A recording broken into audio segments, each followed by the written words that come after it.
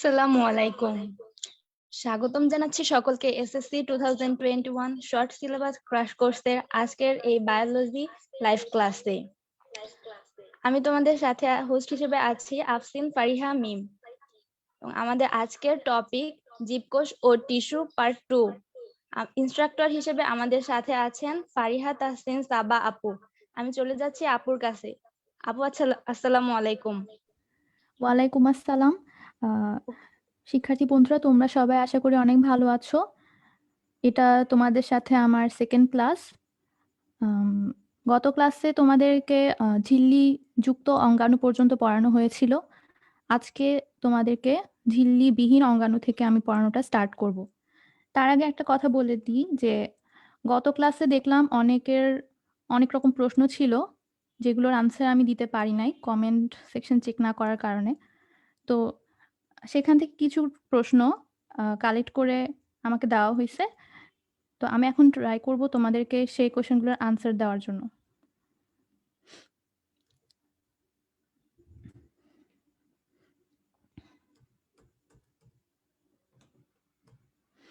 তো একজন প্রশ্ন করছো যে কোষঝিল্লি কি শুধু প্রাণী কোষেই থাকে নাকি উদ্ভিদ কোষেও থাকে?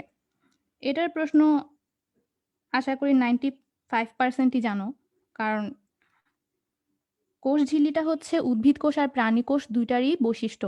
কোষঝিল্লি, ধরো এটা একটা কোষ এবং এটা আরেকটা কোষ।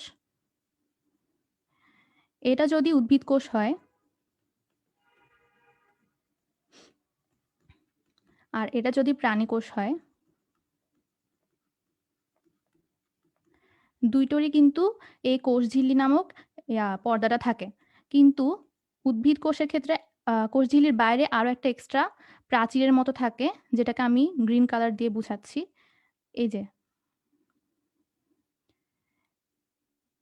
গ্রিন কালারের যে অংশটা দেখতে পাচ্ছি সেটা হচ্ছে গিয়ে আমাদের কোষ প্রাচীর। এই কোষ প্রাচীরটা উদ্ভিদ কোষে থাকে কিন্তু প্রাণী কোষে থাকে না। কিন্তু উদ্ভিদ কোষের কোষ প্রাচীরের ভেতরের যে অংশটা, যেটা হচ্ছে কোষঝিল্লি বা প্লাজমা মেমব্রেনটা উদ্ভিদ কোষ প্রাণী কোষ দুটাতেই থাকে। আশা করি তো এই কোশ্চেনটা যে করেছো সে তার আনসার পেয়ে গিয়েছো। এরপর আরেকটা প্রশ্ন দেখেছি যে গ্রানা কি? হ্যাঁ, সেই সাথে আরো একটা প্রশ্ন আছে, গ্রানা এর সাথে গ্রানামের সম্পর্ক কোথায়? গ্রানা জিনিসটা আমরা কোথায় দেখতে পাই? প্লাস্টিডে। কোন প্লাস্টিডে? প্লাস্টিডে 3 ধরনের প্রকারভেদ রয়েছে। একটা হচ্ছে ক্লোরোপ্লাস্ট, ক্রোমোপ্লাস্ট এবং লিউকোপ্লাস্ট। এই গ্রানা অংশটা থাকে হচ্ছে আমাদের ক্লোরোপ্লাস্টে। ক্লোরোপ্লাস্ট হচ্ছে দ্বিস্তরী। আচ্ছা, আমি এখানে দ্বিস্তরী আঁকা ট্রাই করলাম।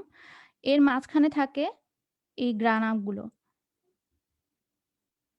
এই যে ছোট ছোট অংশ মিলে একটা গ্রানা গঠন করে।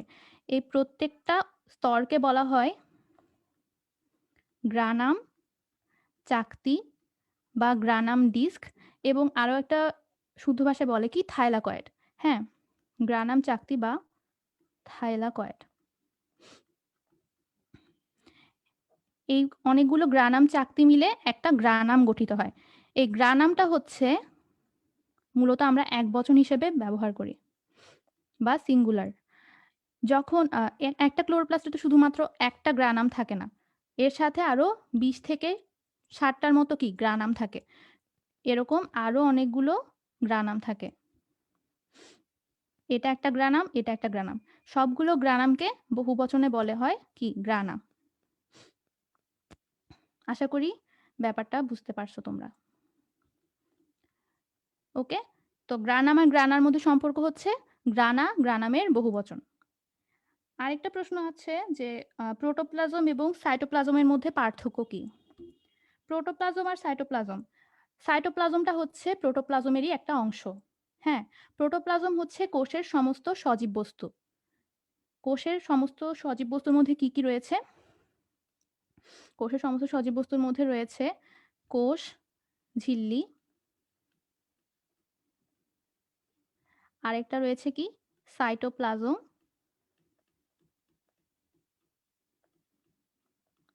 এবং আরেকটা আছে কি নিউক্লিয়াস।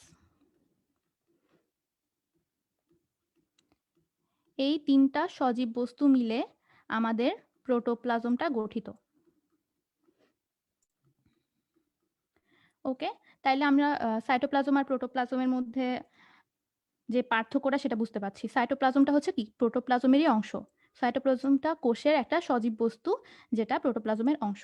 আচ্ছা, আরেকটা প্রশ্ন আছে যে সাইটোপ্লাজমীয় অঙ্গাণু কাকে বলে? আচ্ছা, একটা কোষের মধ্যে এটা হচ্ছে কোষঝিল্লি ধরে নিলাম, বাইরের অংশ কোষঝিল্লি। কোষঝিল্লির ভেতরে কি, কি থাকে? একটা নিউক্লিয়াস থাকে। হ্যাঁ? নিউক্লিয়াসের বাইরেও কিন্তু আরো অনেক কিছু থাকে, যেমন মাইটোকন্ড্রিয়া থাকে, তারপরে প্লাস্টিড থাকে, গোলজি বস্তু থাকে, এন্ডোপ্লাজমিক রেটিকুলাম থাকে, ইত্যাদি থাকে। সেগুলো কি সাইটোপ্লাজমে ছড়ানো থাকে। যখন আমরা কোষ থেকে এই নিউক্লিয়াসটাকে বাদ দিয়ে দেব, তখন থাকবে কি সাইটোপ্লাজম এবং অন্যান্য অঙ্গাণুসমূহ। তো ওই সাইটোপ্লাজমে যে অঙ্গাণুগুলো ভাসতে থাকে ম্যাট্রিক্সের মাধ্যমে, সেগুলোকে কি বলা হয়? সাইটোপ্লাজমীয় অঙ্গাণু বলা হয়। আচ্ছা, আরেকটা প্রশ্ন আছে, নিউক্লিয়াসের মধ্যে যে ক্রোমাটিন জালিকা থাকে তাকে কি ক্রোমোজোম বলা হয় কিনা? সেই বিষয়ে আমি এই ক্লাসে আলোচনা করব, সেটা আনসারটা পরে দিচ্ছি। আরেকটা কোয়েশ্চেন দেখতে পাচ্ছি, উদ্ভিদ কেন অক্সিজেন গ্রহণ করে? এটা হচ্ছে সিম্পল একটা প্রশ্ন। উদ্ভিদ সাধারণত কি শ্বসন প্রক্রিয়ায় পরিচালনা করার জন্যই কি অক্সিজেনটা গ্রহণ করে। শ্বসন প্রক্রিয়ায় কি হয়? শ্বসন প্রক্রিয়ায় আমরা উদ্ভিদ সালোক সংশ্লেষণে যে গ্লুকোজটা তৈরি করে, সেটা অক্সিজেনের সহায়তায় কি কার্বন ডাই অক্সাইড, পানি আর যে মেইন জিনিসটা এটিপি বা শক্তি, এটা উৎপন্ন করে। তো অক্সিজেন কেন গ্রহণ করে, সেটার আনসার হবে কি শ্বসন প্রক্রিয়া পরিচালনা করার জন্য। তো তোমাদের কোয়েশ্চেনগুলোর আনসার দেওয়া ট্রাই করলাম, এই পর্যন্তই আমার কাছে প্রশ্ন ছিল। আর অনেকে বলেছো যে ইংলিশ টার্মগুলো অ্যাড করার জন্য, আমি ট্রাই করবো ইংলিশ টার্মগুলো অ্যাড করার, যারা ইংলিশ মিডিয়ামে আছো তাদের যেন সুবিধা হয়। আচ্ছা, আজকের প্রথম টপিক হচ্ছে কোষ কঙ্কাল বা সাইটোস্কেলিটন। সাইটোস্কেলিটন, এই সাইটো কথাটার অর্থ হচ্ছে কোষ বা কোষীয়, এবং স্কেলেটন শব্দের অর্থ হচ্ছে কঙ্কাল। আমাদের দেহের যে কঙ্কাল রয়েছে সেটা মূলত কি করে? আমাদের দেহের একটা কাঠামো দান করে, এবং সেটার উপর বেস করে কিন্তু আমাদের দেহটা গঠিত হয়। তেমনি কোষেরও কিন্তু একটা গঠন দরকার আছে। কোষটা ধরো একটা নির্দিষ্ট শেপে থাকে, ধরো এরকম একটা শেপে আছে। এই শেপটা ধারণ করে রাখার জন্য, বা এটার যাতে কোনো চেঞ্জ না হয়, শেপটা যাতে কোনো চেঞ্জ না হয়, সেটার জন্য কি যেটা দরকার সেটা হচ্ছে কোষীয় কঙ্কাল। এই যে এখানে দেখতে পাচ্ছি, এটা হচ্ছে আমাদের কি প্লাজমা মেমব্রেন। প্লাজমা মেমব্রেন বা যেটার বাংলা হচ্ছে কোষঝিল্লি। কোষঝিল্লির পরবর্তী অংশের মধ্যে কি সাইটোপ্লাজম আছে।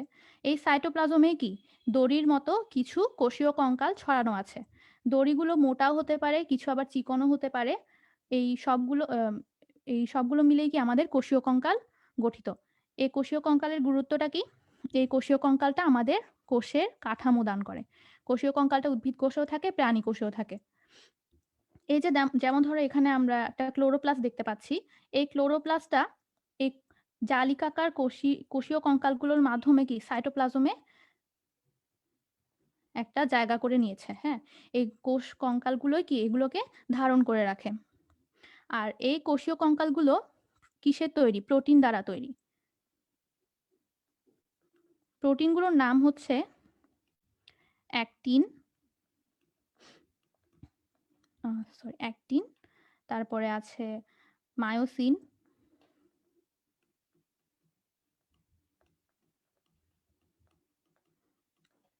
এরপর আছে টিউবিউলস। তোমাদের বইয়ে এই তিনটা নামই দেওয়া আছে। এই প্রোটিনগুলো দিয়ে আমাদের কোষীয় কঙ্কালগুলো তৈরি।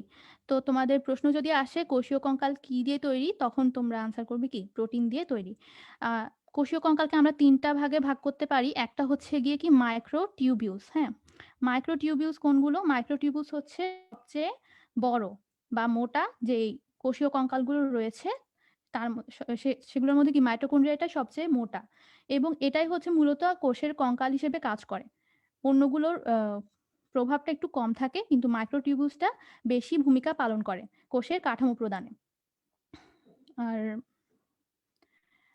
আর যেটা আছে মাইক্রোফিলামেন্ট, মাইক্রোফিলামেন্টটা হচ্ছে মূলত অ্যাক্টিন আর মায়োসিন দিয়ে তৈরি। আমরা এখানে আগে পড়েছি অ্যাক্টিন আর মায়োসিন। হ্যাঁ, এই মাইক্রোফিলামেন্টগুলো অ্যাক্টিন আর মায়োসিন দিয়ে তৈরি। আর মাইক্রোটিউবিউলসটা হচ্ছে প্রোটোটিউবিউলস নামক এক ধরনের প্রোটিন দিয়ে তৈরি। প্রোটোটিউবিউলস।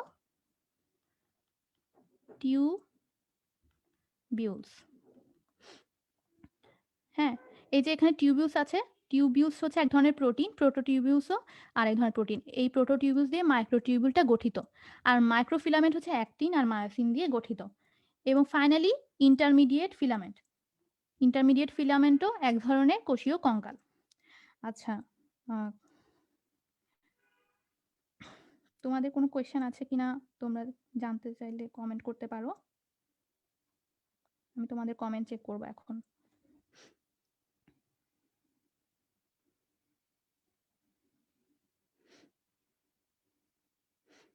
একটু পর্যন্ত কি কারো কোনো প্রশ্ন আছে?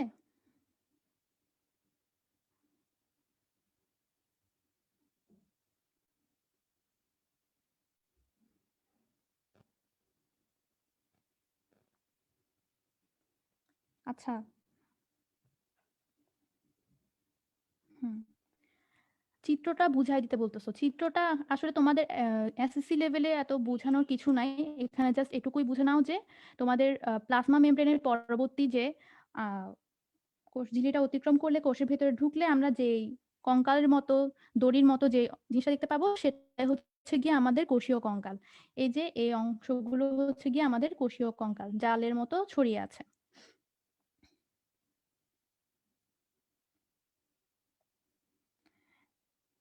যারা আরেকবার বোঝাতে বলতেছো তারা একটু কাইন্ডলি রেকর্ডটা দেখে নিও, আশা করি বুঝতে পারবে।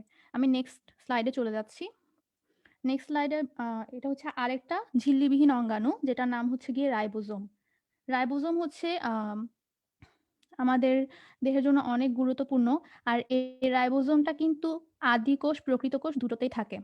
আমরা আগের ক্লাসে আলোচনা করেছিলাম যে আদি কোষ আর প্রকৃত কোষ, কোষে দুটি প্রকারভেদ রয়েছে, যেটা হচ্ছে কি নিউক্লিয়াসের কাঠামোর উপর গঠনের উপর ভিত্তি করে আমরা কোষকে বিভাজন করেছি। তার মধ্যে আদি কোষ প্রকৃত কোষ দুটো কোষেই রাইবোজোম থাকে।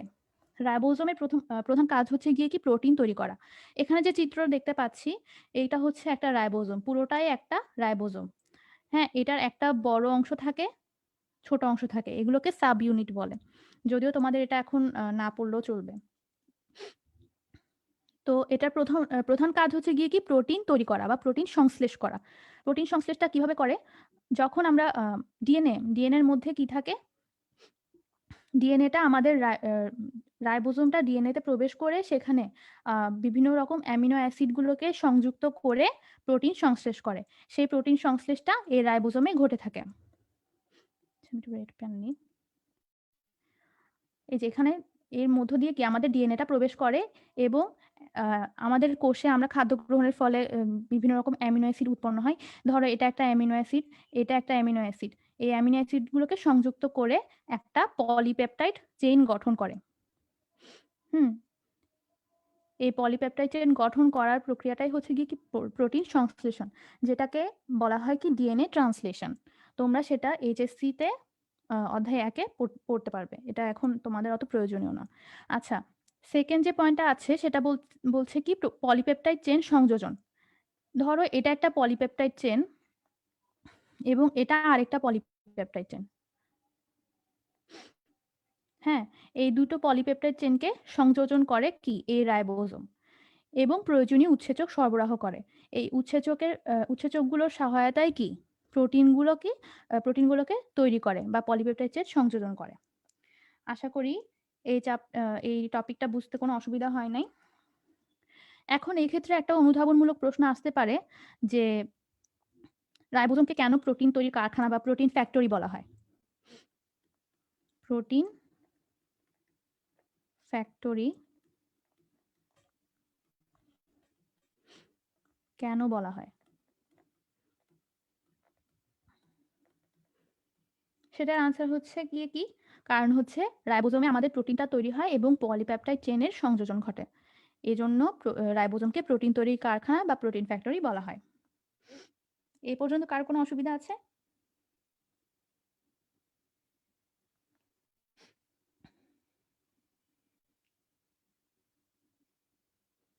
যারা পিডিএফ এর কথা বলতেছে যত তাড়াতাড়ি সম্ভব পিডিএফটা সাপ্লাই করা হবে, তোমরা চিন্তা করো না। সাউন্ড প্রবলেম হচ্ছে কারো?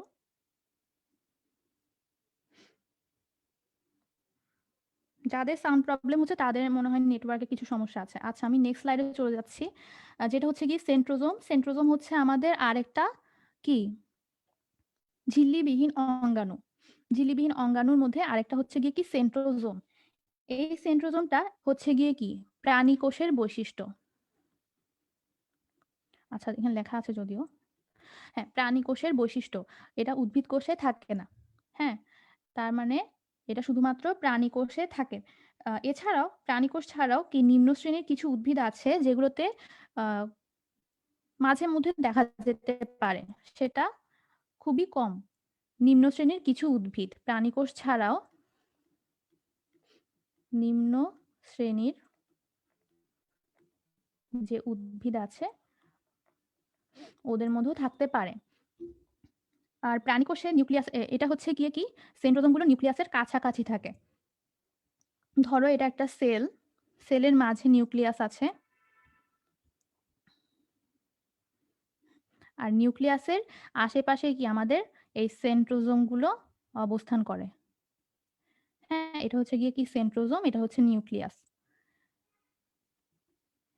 সেন্ট্রোজোমের মধ্যে খেয়াল করো এই দণ্ডাকার এবং ফাঁপা নলের মতো অংশ দেখা যাচ্ছে।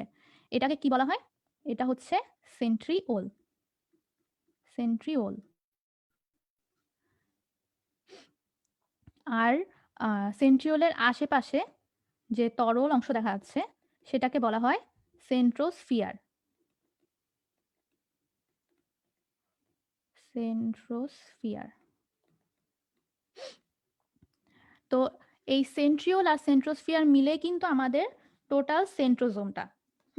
অনেকের কাছে কনফিউশন জাগতে পারে যে সেন্ট্রোজোম আর সেন্ট্রিওলের মধ্যে ডিফারেন্স কি। এদের মধ্যে আসলে কোনো ডিফারেন্সই নাই। এই সেন্ট্রিওলটাই হচ্ছে কি সেন্ট্রোজোমের একটা অংশ। এই যে সেন্ট্রিওল, সেন্ট্রিওল যেটা থাকে লম্বা দণ্ডাকার যে অংশ ফাঁপা, ভেতরে কি ফাঁপা থাকে অর্থাৎ কি খালি থাকে। Centriole plus centrosphere equals to centrosome. Okay, তাহলে কি সেন্ট্রোজোম আর সেন্ট্রিওলের মধ্যে তোমরা কি ডিফারেন্সিয়েট করতে পারছো?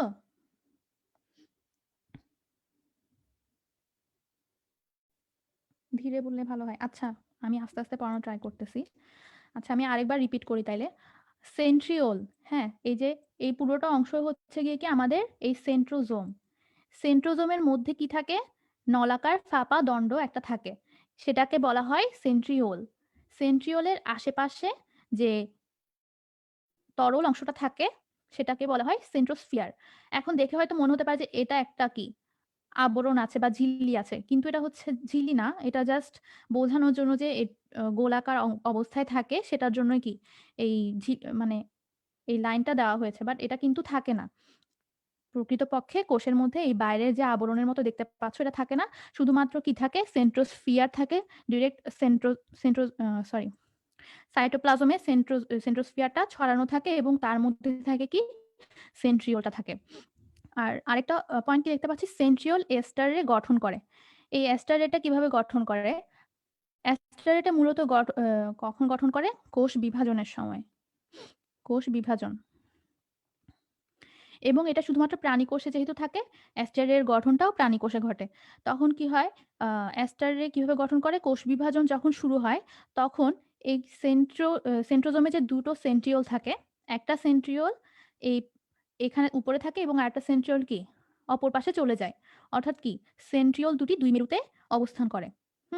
তখন কি যখন আরেকটা অপর মেরুতে আসার সময় কি ক্রমান্বয়ে অ্যাস্টারে গঠন করে। অ্যাস্টারে গঠন করা ছাড়াও স্পিন্ডল যন্ত্র যে বিষয়টা কোষ বিভাজন চ্যাপ্টারে তোমাদের ছিল, তোমরা আশা করি এটা পড়েছিলে, কিন্তু যদিও সিলেবাসে নাই। স্পিন্ডল যন্ত্র গঠনেও কিন্তু এই সেন্ট্রিওলটা গুরুত্বপূর্ণ ভূমিকা পালন করে, শুধুমাত্র প্রাণী কোষে। এছাড়াও ফ্ল্যাজেলা তৈরিতে কি গুরুত্বপূর্ণ ভূমিকা পালন করে। ফ্ল্যাজেলা জিনিসটা কি? কোনো কোষের বাইরে এরকম সুতার মতো কিছু অংশ থাকতে পারে। হ্যাঁ? এই অংশগুলো কি? মূলত সেন্ট্রিওল এই অংশগুলো সৃষ্টিতে সহায়তা করে। আরেকটা ইম্পর্টেন্ট পয়েন্ট যেটা হচ্ছে এই সেন্ট্রিওল জিনিসটা সকল প্রকার কোষেই থাকে, প্রাণীর সকল প্রকার কোষে। কিন্তু বিশেষ করে স্নায়ু কোষ যে কোষটা থাকে, স্নায়ু কোষের অপর নাম কি কেউ বলতে পারবে? স্নায়ু কোষে কে একটা নামে ডাকা হয়, সেটা কি? স্নায়ু কোষের একটা নামে ডাকা হয়, সেটা কি বলে? কেউ কি আনসার করতে পারবে?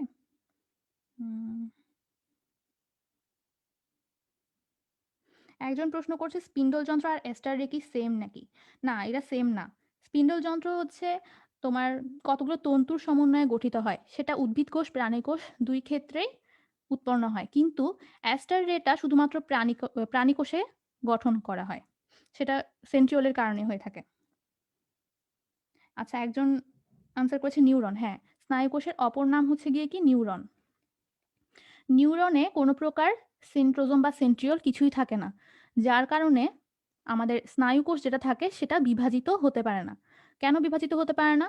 সেন্ট্রোজোম না থাকার কারণে আমাদের অ্যাস্টার রেটা গঠন হইতে পারে না।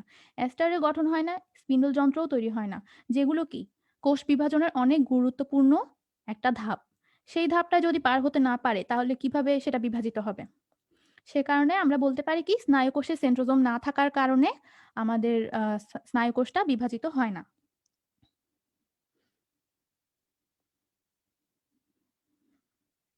সেন্ট্রোজোম বা সেন্ট্রিওল এগুলো নিয়ে কোনো কোয়েশ্চেন আছে আর কারো?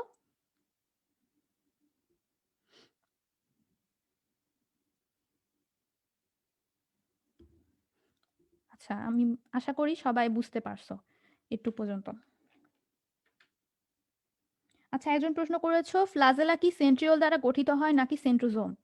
সেন্ট্রিওলটাই তো সেন্ট্রোজোমের অংশ, সেন্ট্রোজোম দিয়ে গঠিত হয়, সেন্ট্রোজোমের মধ্যে সেন্ট্রিওল থাকে, ওই সেন্ট্রিওলটাই কি হেল্প করে ফ্লাজেলা তৈরিতে। আচ্ছা, আমি এখন নেক্সট টপিকে চলে যাই। নেক্সট টপিকটা হচ্ছে নিউক্লিয়াস, যেটা হচ্ছে আমাদের কোষের প্রাণকেন্দ্র। এই নিউক্লিয়াসটা মূলত কে সর্বপ্রথম পর্যবেক্ষণ করেন? বিজ্ঞানী রবার্ট ব্রাউন।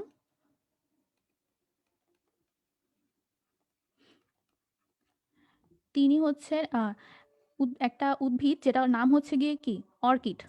হ্যাঁ, অর্কিডের মূল যখন পর্যবেক্ষণ করেছিলেন তখন তিনি এই নিউক্লিয়াসটা দেখতে পান, তখন তিনি এর নাম দেন হচ্ছে কি নিউক্লিয়াস। এখন আমরা এখানে একটা নিউক্লিয়াসের চিত্র দেখতে পাচ্ছি। নিউক্লিয়াসের মধ্যে আমরা অনেক অংশ দেখতে পাচ্ছি। ফার্স্টেই যেটা চোখে পড়ছে সেটা হচ্ছে গিয়ে কি বাইরের যে আবরণটা, বাইরের আবরণটাকে কি বলা হয়? Nuclear membrane. কারণ কি এটা নিউক্লিয়াসের অন্যান্য যে অংশগুলো রয়েছে সেগুলোকে আবৃত করে রাখে। আর নিউক্লিয়ার মেমব্রেনের মধ্যে আরো একটা অংশ দেখতে পাচ্ছি, যেটা হচ্ছে গিয়ে কি এখানে কিছু ছিদ্রের মতো দেখতে পাচ্ছি। এগুলোকে কি বলা হয়? এগুলোকে বলা হয় নিউক্লিয়ার রন্ধ্র। হুম, নিউক্লিয়ার রন্ধ্র এর মাধ্যমে কি নিউক্লিয়ার রন্ধ্রের মাধ্যমে তোমার কোষে সাইটোপ্লাজম আর নিউক্লিয়াসের মধ্যে কি একটা সম্পর্ক স্থাপিত হয়। নিউক্লিয়াসটা কি সাইটোপ্লাজমে মাঝখানে থাকে, তখন কি সাইটোপ্লাজম থেকে কিছু অংশ ধরো নিউক্লিয়াসের ভেতরে যাওয়ার প্রয়োজনীয়তা সৃষ্টি হয়েছে, তখন কি হয় ওই নিউক্লিয়ার রন্ধ্রের মাধ্যমেই তোমার সাইটোপ্লাজম থেকে গুরুত্বপূর্ণ অংশটা নিউক্লিয়াসে প্রবেশ করে। আর এটা কি এই কোষের মধ্যে কি একটা সম্পর্ক স্থাপন করে, সাইটোপ্লাজম আর নিউক্লিয়াসের মধ্যে একটা সম্পর্ক স্থাপন করে। নিউক্লিয়ার মেমব্রেনের পরবর্তী অংশে এখানে তরল মাতৃকা থাকে। হ্যাঁ, এটাকে বলা হয় নিউক্লিয় প্লাজম। এই নিউক্লিয় প্লাজমটা হচ্ছে জেলির মতো এবং এটাকে কি বলা হয়? কেন্দ্রিকা রসও বলা হয়ে থাকে। কারণ কি নিউক্লিয়াসটাই হচ্ছে গিয়ে আমাদের কেন্দ্রিকার মধ্যে যেহেতু এই জেলির মতো রসটা থাকে সেজন্য এটাকে কেন্দ্রিকা রসও বলা হয়। এছাড়াও এখানে আরেকটা ঘন অবস্থায় ঘন একটা জিনিস দেখতে পাচ্ছি, যেটা হচ্ছে গিয়ে কি নিউক্লিওলাস।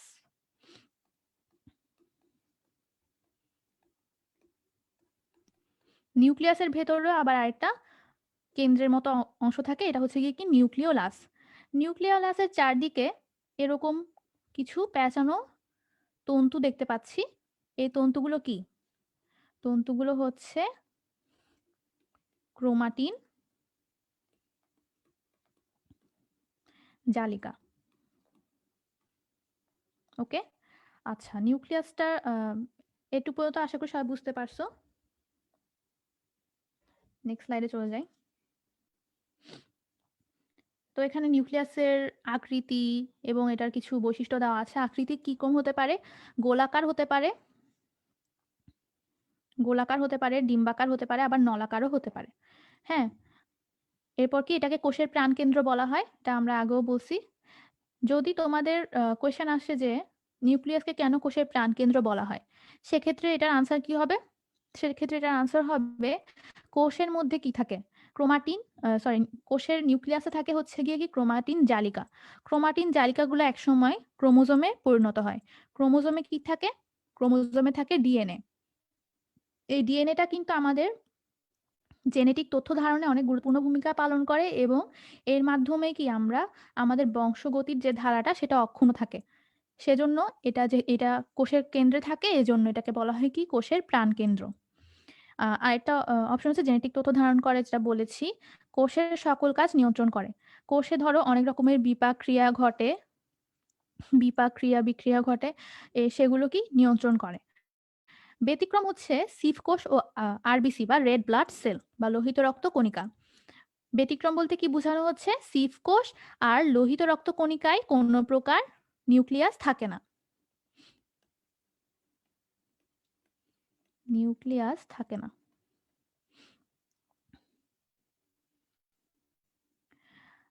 এটুকু পর্যন্ত বুঝতে কারো অসুবিধা হয়েছে? কারো প্রশ্ন থাকলে করতে পারো, আমি কমেন্ট চেক করতেছি।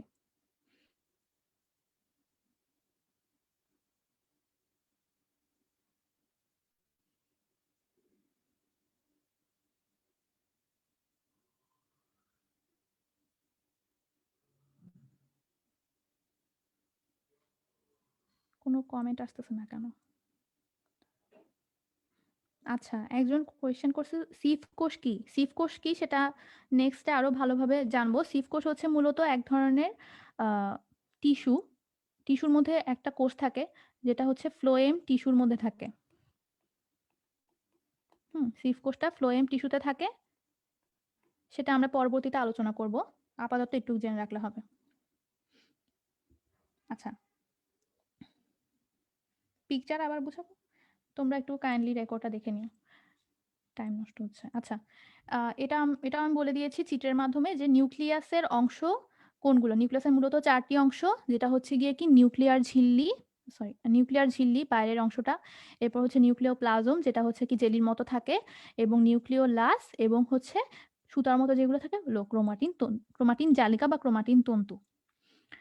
আচ্ছা, নিউক্লিয়ার ঝিল্লি সম্পর্কে এখানে 3টা পয়েন্ট দেওয়া আছে। নিউক্লিয়ার ঝিল্লি আমরা দেখতেই পাচ্ছি হচ্ছে গিয়ে কি 2টা স্তর। এই যে বাইরের এটা স্তর এবং ভিতরে এটা আরেকটা স্তর। বাইরের এটা একটা স্তর, ভিতরের আরেকটা স্তর। সেহেতু আমরা বলতে পারি কি এটা দ্বিস্তরী। আর কি লিপিড এবং প্রোটিন দিয়ে গঠিত। আমরা কি জানি লিপিড এবং প্রোটিন দিয়ে তৈরি হলে সেটাকে একসাথে বলা হয় লাইপোপ্রোটিন। এটা আগের ক্লাসও বলছি, আবারও বললাম। আচ্ছা, আরেকটা কি থাকে? নিউক্লিয়ার রন্ধ্র থাকে। নিউক্লিয়ার রন্ধ্রটা এই যে সাইটোপ্লাজম থেকে নিউক্লিয়াসের অন্যান্য বস্তুকে পৃথক করে রাখে। হ্যাঁ, না সরি, এই নিউক্লিয়ার ঝিল্লিটা সাইটোপ্লাজম এবং নিউক্লিয়াসের অন্যান্য অংশগুলোকে পৃথক করে রাখে। নিউক্লিয়ার রন্ধ্রের মাধ্যমে সাইটোপ্লাজম থেকে কোনো ইম্পর্টেন্ট বস্তু যদি নিউক্লিয়াসে প্রবেশ করানোর প্রয়োজন হয় সেটা প্রবেশ করে, অথবা নিউক্লিয়াস থেকে কোনো গুরুত্বপূর্ণ বস্তু যদি সাইটোপ্লাজমে প্রবেশ করাতে হয় তখন সেটা নিয়ে যায়। এই যে এটা হচ্ছে ধরো কোষ, হ্যাঁ ছোট করে রাখলাম। কোষের এটা হচ্ছে নিউক্লিয়াস এবং এইদিকে থাকে কি সাইটোপ্লাজম থাকে। সাইটোপ্লাজম থাকে। তো এই সাইটোপ্লাজম থেকে কোনো কিছু নিউক্লিয়াসের ভেতরে এবং বাইরে প্রবেশ করে কি এই নিউক্লিয়ার রন্ধ্রের মাধ্যমে।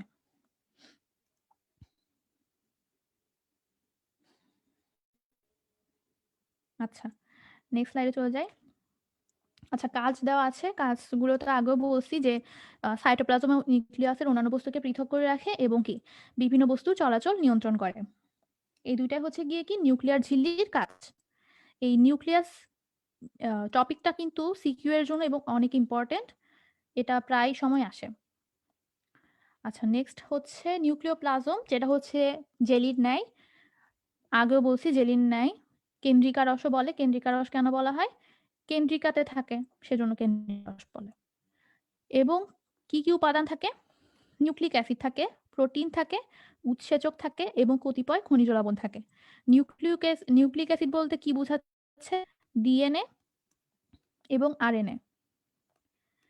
ডিএনএ হচ্ছে গিয়ে কি ডিঅক্সিরাইবো নিউক্লিক অ্যাসিড এবং আরএনএ হচ্ছে রাইবো নিউক্লিক অ্যাসিড। এই নিউক্লিক অ্যাসিডগুলো এই নিউক্লিওপ্লাজমে থাকে এবং প্রোটিন থাকে, বিভিন্ন রকমের প্রোটিন থাকে, উৎসেচক বা এনজাইম থাকে।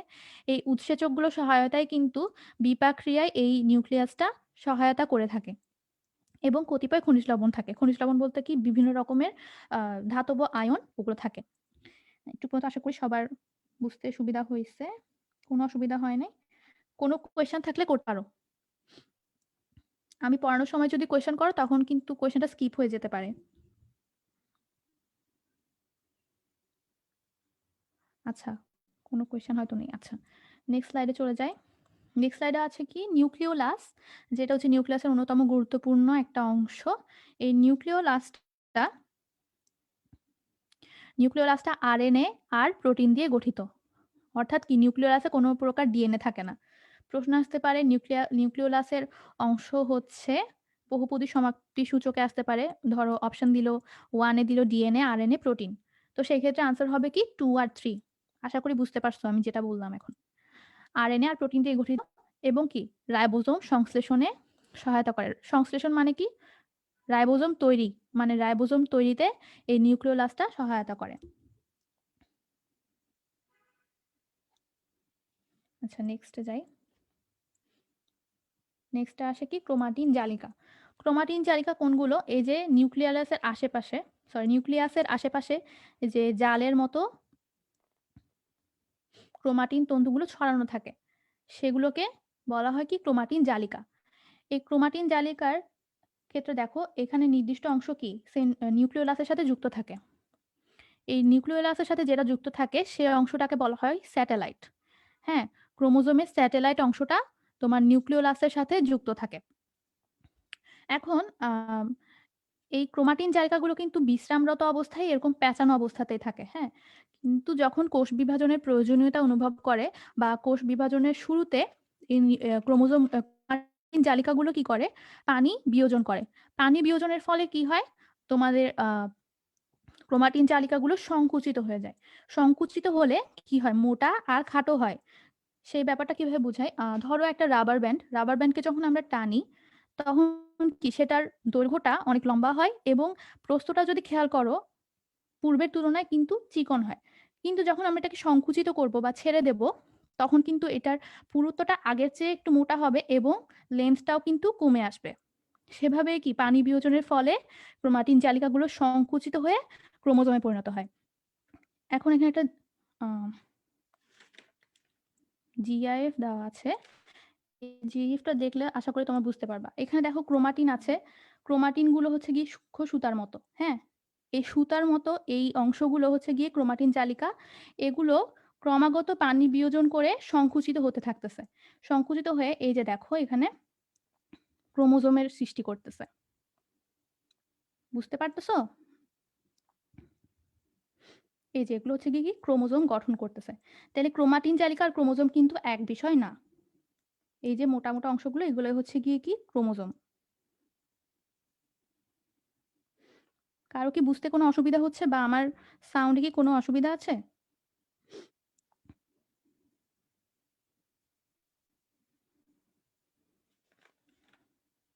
আচ্ছা।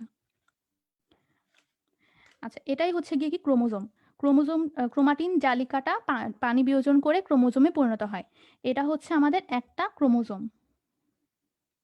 এই ক্রোমোজোমের এই অংশটা মাথার মতো অংশটাকে বলা হয় স্যাটেলাইট।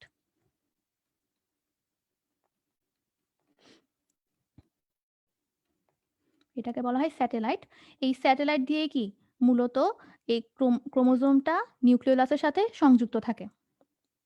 এরপর আছে দেখো এখানে একটা কুঞ্চন আছে, এখানে একটা ছোট হালকা কুঞ্চন আছে। এই ছোট কুঞ্চনটাকে বলা হয় প্রাথমিক কুঞ্চন।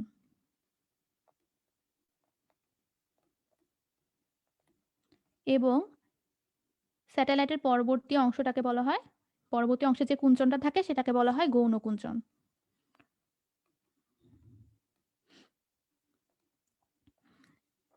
প্রাথমিক কুঞ্চনের এই গোলাকার অংশটাকে বলা হয় কি সেন্ট্রোমিয়ার।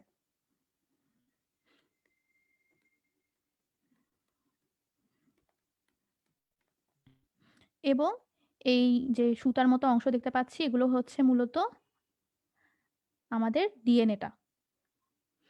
আচ্ছা, ক্রোমোজোম আর ক্রোমাটিড কিন্তু আবার এক বিষয় না। ক্রোমোজোম আর ক্রোমাটিডের মধ্যে কি ডিফারেন্সিয়েট করতে পারো তোমরা? কুঞ্চন কি? কুঞ্চন হচ্ছে গিয়ে কি, ধরো এটা একটা কিছু একটা, হ্যাঁ, ধরো এখান দিয়ে আমরা প্রেসার দিয়ে এটা ভেতরে ঢুকে যাবে এভাবে। তখন কি হয়, এই অংশে একটা কুঞ্চনের মতো সৃষ্টি হয়। হ্যাঁ, এটাকেই বলা হচ্ছে গিয়ে কি কুঞ্চন। একটা ক্রোমোজোমে দুই ধরনের কুঞ্চন থাকে, একটা গৌণ কুঞ্চন এবং একটা হচ্ছে প্রাথমিক কুঞ্চন।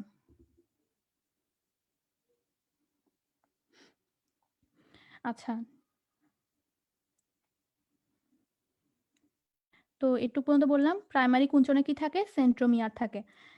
এখন যখন আমরা ক্রোমোজোমকে আরেকটু জুম ইন করব, ক্রোমোজোমকে জুম ইন করলে আমরা মূলত দেখতে পাবো হচ্ছে এরকম সুতার মতো একটা অংশ। এটাকে কি বলে? এটাকে বলা হচ্ছে ডিএনএ। ক্রোমোজোমের ভিতরে কি থাকে, ডিএনএ থাকে। পুরোটা হচ্ছে গিয়ে ডিএনএ। আবার ডিএনএ একটা নির্দিষ্ট অংশ, এই অংশটা ধরো নির্দিষ্ট বৈশিষ্ট্য প্রকাশে সহায়তা করে। হ্যাঁ, যেটা আমি বক্স করে দেখাচ্ছি, সেই অংশটাকে বলা হয় জিন। এই জিনটা কোনো একটা জীবের নির্দিষ্ট বৈশিষ্ট্য ধারণ করে এবং এই জিনটা থাকার কারণেই আমরা ওই জীবে ওই বৈশিষ্ট্যটার বহিঃপ্রকাশ দেখতে পাই। তো এটার কাজ হচ্ছে গিয়ে কি বংশের বৈশিষ্ট্য বংশ পরম্পরায় বহন করে। মাতা পিতা থেকে বৈশিষ্ট্যটা সন্তান সন্ততিতে বহন করে নিয়ে যায় হচ্ছে এই ক্রোমোজোম। আর বংশধারা বহনকারী জিন থাকে, এই যে এখানে বললাম বংশধারা বহনকারী জিন থাকে। এই জিনটা মাতা পিতার মধ্যেও ছিল এবং পরবর্তীতে সেটা সন্তান সন্ততিতেও যায়, যার ফলে কি এটা বংশ পরম্পরায় বহন করা যায়। আচ্ছা, এখন কোয়েশ্চেন হচ্ছে নিউক্লিয়াসকে কোষের প্রাণকেন্দ্র কেন বলা হয়? সেটার আনসার আমি আগেও দিয়েছি। এটার আনসার আশা করি তোমরা সবাই দিতে পারবে। এটুকু পর্যন্ত কারো কোনো সমস্যা আছে?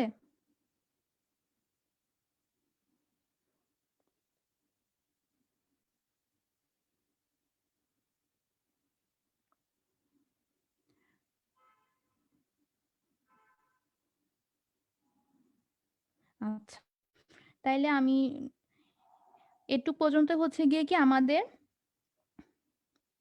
এটুক পর্যন্ত হচ্ছে আমাদের কোষের যে অঙ্গাণুগুলো সেগুলো। একটু পর্যন্ত আমাদের কোষের অঙ্গাণুগুলোর বৈশিষ্ট্য, কাজ ইত্যাদি আমরা জানতে পারছি। এর পরবর্তী ধাপ হচ্ছে গিয়ে টিস্যু। টিস্যু কি? টিস্যু হচ্ছে অনেকগুলো কোষের সমন্বয়ে গঠিত। অনেকগুলো টিস্যুর সমন্বয়ে, আচ্ছা কি এখানে কি কোয়েশ্চেন আসতেছে? ক্রোমোজোম এন্ড ক্রোমাটিডের মধ্যে পার্থক্য কি? আচ্ছা, ক্রোমোজোম আর ক্রোমাটিডের মধ্যে পার্থক্য কি? ক্রোমোজোমটা ধরো এটা হচ্ছে একটা ক্রোমোজোম, হ্যাঁ, এই ক্রোমোজোমটা কোষ বিভাজনের একটা ধাপে এখানে আছে কি সেন্ট্রোমিয়ারটা আছে, হ্যাঁ, এই সেন্ট্রোমিয়ারটা আছে। কোষ বিভাজনের একটা ধাপে গিয়ে এই ক্রোমোজোমটা, এটা হচ্ছে গিয়ে ক্রোমোজোম, হ্যাঁ, এই ক্রোমোজোমটা কোষ বিভাজনের একটা নির্দিষ্ট ধাপে গিয়ে এরকম দুই ভাগে ভাগ হয়ে যায়। হ্যাঁ, লম্বালম্বিভাবে বিভক্ত হয়ে যায়। লম্বালম্বিভাবে বিভক্ত হওয়ার কারণে এখানে একটা অংশ, এখানে একটা অংশ, এখানে একটা অংশ, এখানে একটা অংশ, মোট এভাবে একটা গঠনের সৃষ্টি হয় এবং এদেরকে আলাদা আলাদাভাবে ক্রোমাটিড বলে। এই ৪টা হচ্ছে আলাদা আলাদা ক্রোমাটিড।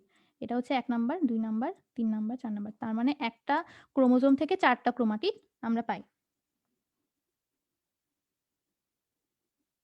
আচ্ছা, আমি নেক্সট স্লাইডে চলে যাই। যেটা হচ্ছে টিস্যু। টিস্যু হচ্ছে গিয়ে অনেকগুলো কোষের সমষ্টি। আ ধরো এখানে আমরা একটা কোষ দেখলাম। এরকম যদি আশেপাশে একই প্রকৃতির এবং একই কাজ বিশিষ্ট কোষ একসাথে থাকে, তখন সেটাকে একত্রে বলা হয়, এই পুরোটাকে একত্রে বলা হচ্ছে কি টিস্যু। টিস্যুর মেইন পয়েন্ট গুলো কি, কি? টিস্যুর মেইন পয়েন্ট গুলো হচ্ছে একগুচ্ছ কোষ। একগুচ্ছ কোষকে আমরা একত্রে টিস্যু বলি। শুধুমাত্র একগুচ্ছ হয়ে থাকলেই হবে না, কোষগুলোর কিন্তু আকৃতিও সেম হতে হবে। হ্যাঁ, আকৃতি সেম এবং আ এদের উৎপত্তি স্থলটা অভিন্ন হয়। মানে কি? একই জায়গা থেকে এদের উৎপত্তি হয়।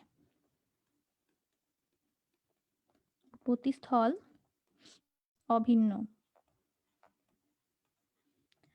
এবং ফাইনালি যে ইম্পোর্টেন্ট পয়েন্টটা, এদের কাজ কিন্তু অবশ্যই সেম হতে হবে। কাজ একই। কাজ একই বলতে কি বোঝাচ্ছে? যেমন ধরো আমাদের দেহে না, উদ্ভিদের দেহে একরকম পরিবহন টিস্যু আছে। আমাদের দেহ পরিবহন টিস্যু আছে, সেগুলো হচ্ছে গিয়ে কি রক্ত, লসিকা ইত্যাদি। উদ্ভিদের পরিবহন টিস্যু কোনগুলো? জাইলেম এবং ফ্লোয়েম। এদের কাজ কি? এদের কাজ হচ্ছে ওরা যে খাদ্যটা তৈরি করবে, খাদ্যটা কি? পরিবহন করা। হুম? তো পরিবহন টিস্যুর কাজ কিন্তু একই। ওরা কি খাদ্য পরিবহন করে। তো সে বলতে পারে কি টিস্যুর গুরুত্বপূর্ণ বৈশিষ্ট্য কি? একগুচ্ছ কোষ, আকৃতি একই, উৎপত্তিস্থল অভিন্ন এবং কি এদের কাজও একই হয়। নেক্সট স্লাইডে যাই। আচ্ছা, এখানে আমরা একটা ট্রি দেখতে পাচ্ছি, যেখানে অনেকগুলো বিভাজন দেওয়া আছে। ফার্স্টে টিস্যু হচ্ছে ২ ধরনের, একটা হচ্ছে উদ্ভিদ টিস্যু, আর একটা হচ্ছে কি প্রাণী টিস্যু। উদ্ভিদ টিস্যু হচ্ছে ২ ধরনের হয়। একটা হচ্ছে ভাজক টিস্যু, যেটার ইংলিশ হচ্ছে আ সরি একটু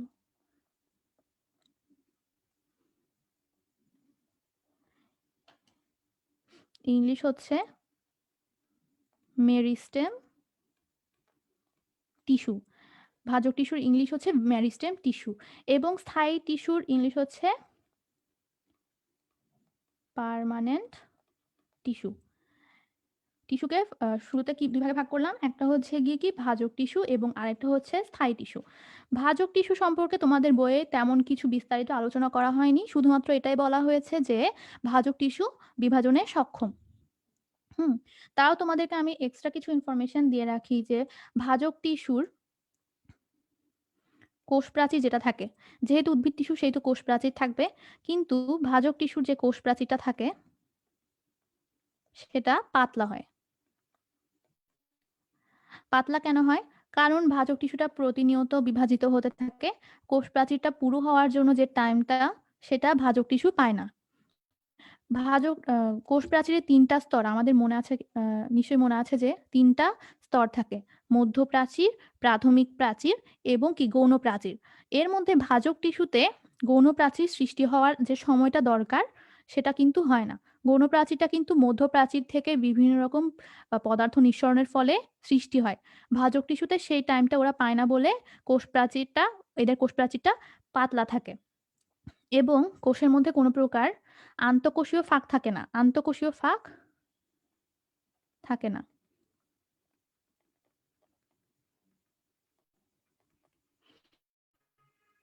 আন্তঃকোষীয় ফাঁক বলতে কি বোঝায়? এখানে আমি যদি একটা চিত্র অঙ্কন করার চেষ্টা করি যে, ধরো এখানে একটা কোষ, এখানে একটা কোষ এবং এখানে একটা কোষ। এই ৩ টা কোষের এই মাঝখানে এই যে মাঝখানে একটু ব্লু করে দিয়েছি। এই ব্লু অংশটাই হচ্ছে গিয়ে কি আমাদের আন্তঃকোষীয় ফাঁক। কিন্তু ভাজক টিস্যুর মধ্যে যে কোষগুলো বিন্যস্ত থাকে, কোষগুলো দেখতে একই হলেও এদের যে আন্তঃকোষীয় ফাঁক থাকে, এদের মধ্যে কোনো আন্তঃকোষীয় ফাঁক থাকে না। কারণ আন্তঃকোষীয় ফাঁক সৃষ্টি হতেও কিন্তু একটা নির্দিষ্ট সময়ের প্রয়োজন হয়। সেই সময়টা তারা পায় না বিধায় ওদের কোনো আন্তঃকোষীয় ফাঁক থাকে না। ওদের কোষগুলো হচ্ছে মূলত এরকম ধরনের। আমি যদি চিত্র দিয়ে দেখাতে চাই। এটা ধরলাম একটা কোষ, এর পাশেই আরেকটা কোষ। এর নিচে আরেকটা কোষ। এভাবে কোষগুলো সজ্জিত থাকে, কোনো আন্তঃকোষীয় ফাঁক আমরা দেখতে পাচ্ছি না। আরেকটা আরেকটা যে পয়েন্ট, ওদের নিউক্লিয়াস যেটা থাকে, নিউক্লিয়াসটা কিন্তু নরমাল টিস্যুগুলোর তুলনায় একটু বড় হয়। মানে কি, স্থায়ী টিস্যুর নিউক্লিয়াস যেটা থাকে সেটার তুলনায় বড় হয়। নিউক্লিয়াস বড় হয়। এখন আমি যে বৈশিষ্ট্যগুলো বলতেছি সেগুলো হচ্ছে গিয়ে কি ভাজক টিস্যু বা মেরিস্টেম টিস্যুর বৈশিষ্ট্য। নিউক্লিয়াস কেন বড় হয়? ভাজক টিস্যুটা হচ্ছে গিয়ে কি বিভাজিত হতে থাকে। একটা কোষ থেকে ২ টা কোষ, এরপর ওই ২ টা কোষ থেকে আরো ২ টো কোষ হয়ে মোট ৪ টা কোষ। এভাবে কিন্তু কোষটা বিভাজন হতে থাকে। তো নিউক্লিয়াসটা যদি ছোট হয় সেক্ষেত্রে কোষগুলো কিন্তু যেই অপত্য কোষ সৃষ্টি হবে সেই কোষগুলো কিন্তু বেশি পরিমাণে নিউক্লিয়াসটা পাবে না। সেহেতু এখন নিউক্লিয়াসটা যদি বড় হয়, নতুন যে কোষগুলো সৃষ্টি হবে সেখানের নিউক্লিয়াসগুলো কি পরিমিত আকারের হবে। সেজন্য কি নিউক্লিয়াসগুলো বড় হয় এবং সাইটোপ্লাজমও ঘন থাকে।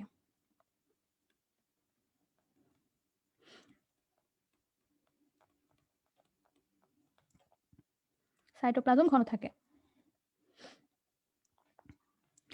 আর ভাজক টিস্যুর আরেকটা বৈশিষ্ট্য হচ্ছে, এখানে লিখি, ভাজক টিস্যুর আরেকটা বৈশিষ্ট্য হচ্ছে কোষ গহ্বর থাকে না, বা থাকলেও সেটার আকৃতিটা স্থায়ী টিস্যুর কোষ গহ্বরের তুলনায় অনেক ছোট থাকে। স্থায়ী টিস্যুতে যে কোষ গহ্বরগুলো থাকে সেগুলো অনেক বড় হয়। কারণ কোষ গহ্বর সৃষ্টি হতেও একটা টাইম লাগে, সেই টাইমের আগে কিন্তু ভাজক টিস্যুটা বিভাজিত হয়ে যায়। তো ভাজক টিস্যুর এই মেইন ৫টা পয়েন্ট আমি লিখেছি, যে কি কোষ প্রাচীর পাতলা হয়, আন্তঃকোষীয় ফাঁক থাকে না, নিউক্লিয়াস বড় হয়, সাইটোপ্লাজম ঘন হয়, কোষ গহ্বর থাকে না। থাকলেও কি অনেক ছোট আকারে থাকে। এগুলো হচ্ছে ভাজক টিস্যুর বৈশিষ্ট্য। যদিও তোমাদের বইয়ে নেই, তাও আমি তোমাদেরকে জানিয়ে রাখলাম। এটুক পর্যন্ত কারো কোনো সমস্যা?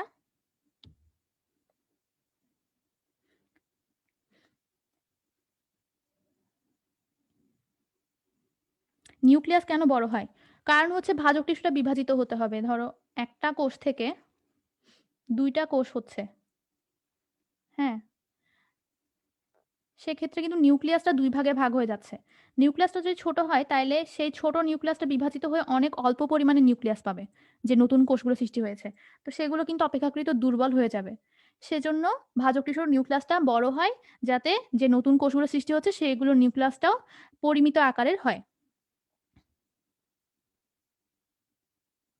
আচ্ছা, অনেকে বলছে সাউন্ড প্রবলেম। সাউন্ড প্রবলেম হওয়ার তো কথা না।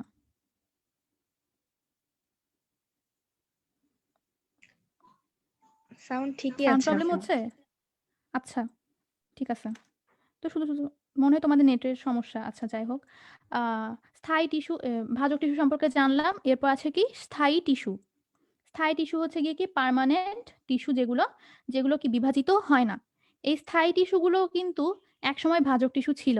পরবর্তীতে সেগুলোর কিছু পরিবর্তনের কারণে সেগুলো আর বিভাজিত হতে পারে নাই। যার কারণে এরা স্থায়ী টিস্যু হিসেবে স্থায়ী টিস্যু হয়ে গিয়েছে। তাদের মধ্যে কোনো বিভাজন সম্পূর্ণ হয় না।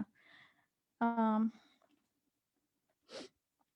ভাজক টিস্যুর যে ৫টা বৈশিষ্ট্য বলেছি, স্থায়ী টিস্যুর বৈশিষ্ট্যগুলো হচ্ছে তার ঠিক উল্টো। স্থায়ী টিস্যুতে যে কোষ প্রাচীর থাকে, সে কোষ প্রাচীর কিন্তু অনেক পুরুত্ব বিশিষ্ট হয়। কারণ কি? কারণ হচ্ছে স্থায়ী টিস্যু বিভাজিত হয় না। সেখানে মধ্যপ্রাচীরের থেকে নিঃসৃত হয়ে গৌণ প্রাচীরটাও অনেক মোটা করে সৃষ্টি হতে পারে। যার কারণে কি স্থায়ী টিস্যুর কোষ প্রাচীরটা মোটা হয়। এবং আন্তঃকোষীয় ফাঁক থাকে, থাকতেও পারে, নাও থাকতে পারে। স্থায়ী টিস্যুতে আন্তঃকোষীয় ফাঁকটা থাকতেও পারে, নাও থাকতে পারে। নিউক্লিয়াসটা হয় কি ছোট। কারণ কি স্থায়ী টিস্যুর কিন্তু বিভাজন হওয়ার কোনো প্রয়োজনীয়তা নেই। ওদের নিউক্লিয়াসটা ছোট হলেও ওদের কোনো সমস্যা হয় না। এবং সাইটোপ্লাজমটা ভাজক টিস্যুতে ঘন হলেও স্থায়ী টিস্যুতে কিন্তু অনেক পাতলা থাকে। এবং স্থায়ী টিস্যুতে যে কোষ গহ্বরটা থাকে সেটা অনেক বড় হয়। কারণ কি কোষ গহ্বরের ভিতর কোষ গহ্বরটা প্রতিনিয়ত কোষরস ধারণ করতে একসময় কি অনেক বড় একটা কোষ গহ্বরে পরিণত হয়। যার কারণে কি কোষ গহ্বরটা অনেক বড় হয়।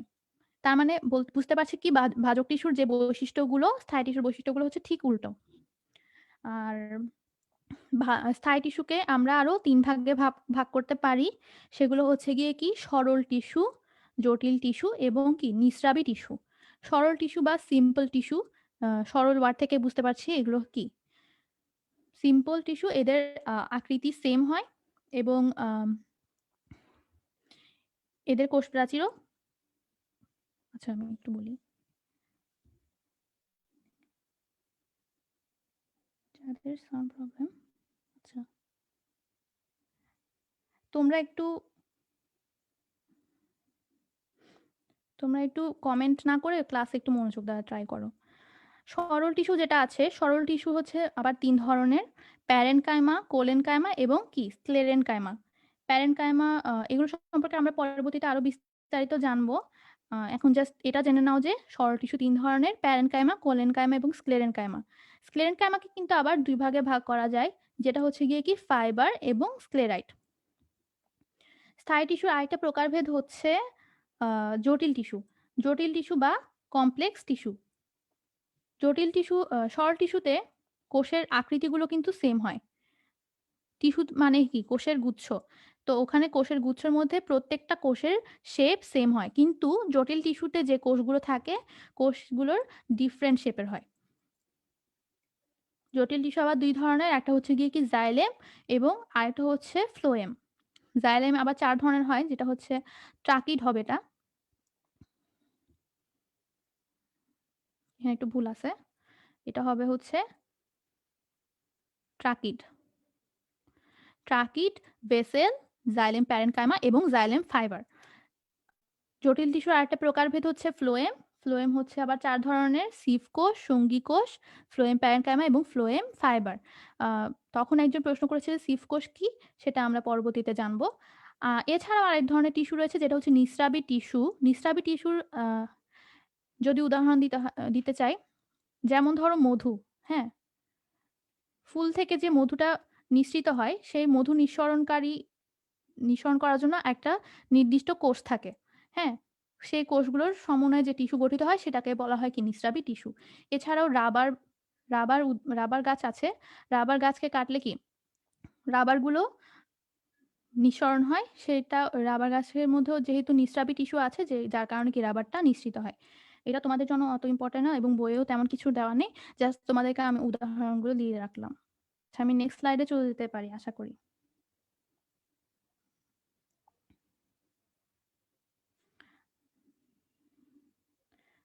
নেক্সট স্লাইডে চলে আসলাম।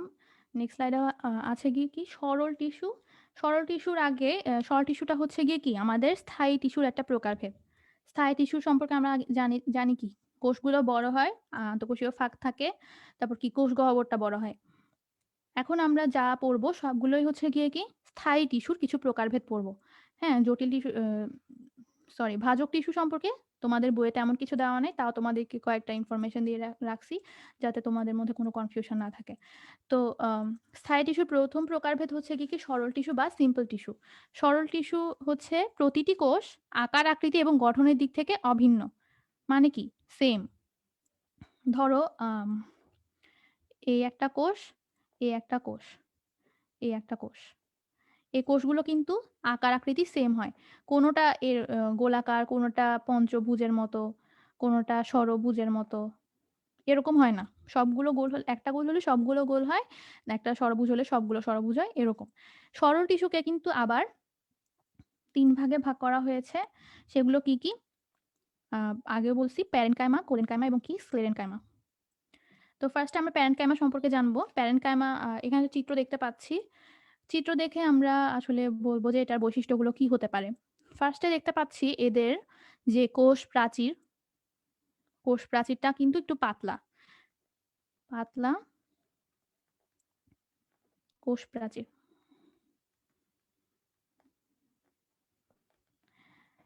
এরা হচ্ছে গিয়ে কি জীবিত কোষ, মানে এই টিস্যুর মধ্যে যে কোষগুলো থাকে সেগুলো হচ্ছে গিয়ে কি জীবিত। জীবিত হলে সেটা অবশ্যই কি প্রোটোপ্লাজম পূর্ণ হবে। প্রোটোপ্লাজম পূর্ণ। যেহেতু কোষের সজীব বস্তুটা হচ্ছে কি প্রোটোপ্লাজম, যেহেতু কোষের প্রোটোপ্লাজম পূর্ণ সেহেতু কি কোষগুলো জীবিত। আর আরেকটা পয়েন্ট হচ্ছে গিয়ে কি এদের কোষগুলোর ব্যাসার্ধ কিন্তু সেম হয় বা আকার আকৃতিটাও সেম, সমব্যাসীয়। যদি বলি। সমব্যাসীয় কেন বলতেছি? কারণ এদের আকার আকৃতি সেম হয়। আর এদের কোষের মাঝখানে এই যে অংশগুলা, এই অংশগুলো থাকে, এগুলো হচ্ছে গিয়ে কি আন্তঃকোষীয় ফাঁক। আন্তঃকোষীয় ফাঁকাস্থান থাকে।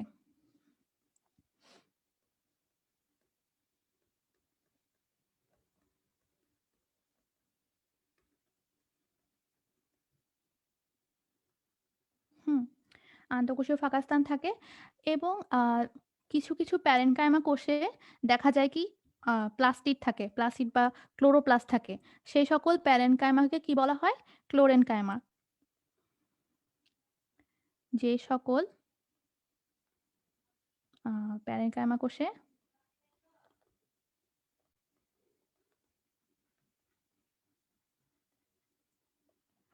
ক্লোরোপ্লাস্ট থাকে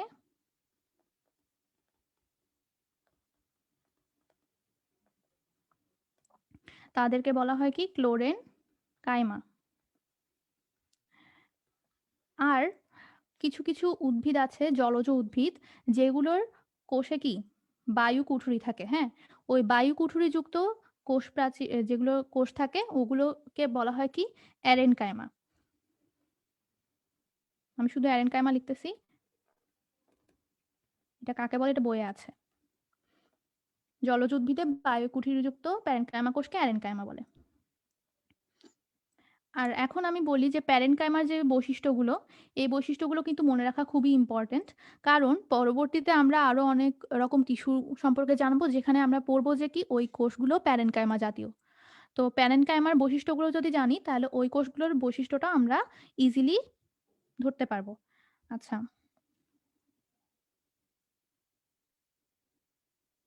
বায়ু কুঠুরি কি? আচ্ছা, বায়ু কুঠুরি হচ্ছে, ধরো কোনো একটা কোষ, এখানে একটা কোষ থাকে, এভাবে কোষগুলো এমনভাবে সজ্জিত থাকে যে মাঝখানে একটা অংশ পুরোই খালি থাকে। সেই খালি অংশে থাকে কি শুধুমাত্র বায়ু থাকে। যে সেজন্য একে বলা হয় বায়ু কুঠুরি।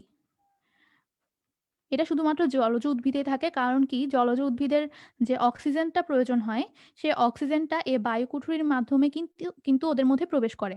বায়ু কুঠুরি কি বুঝতে পারছো?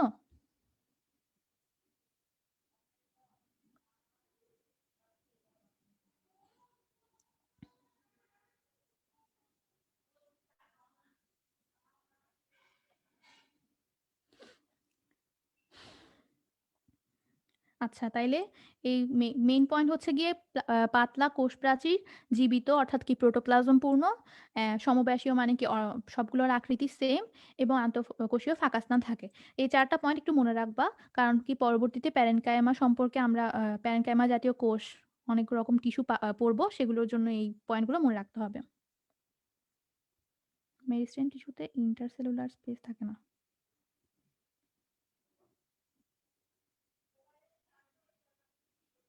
মানে মেরিস্টেম টিস্যু মানে কি? ভাজক টিস্যু। প্যারেনকাইমা তো ভাজক টিস্যুর প্রকারভেদ না। প্যারেনকাইমা হচ্ছে এক ধরনের স্থায়ী টিস্যু। এতে কি আন্তঃকোষীয় ফাঁকাস্থান থাকে।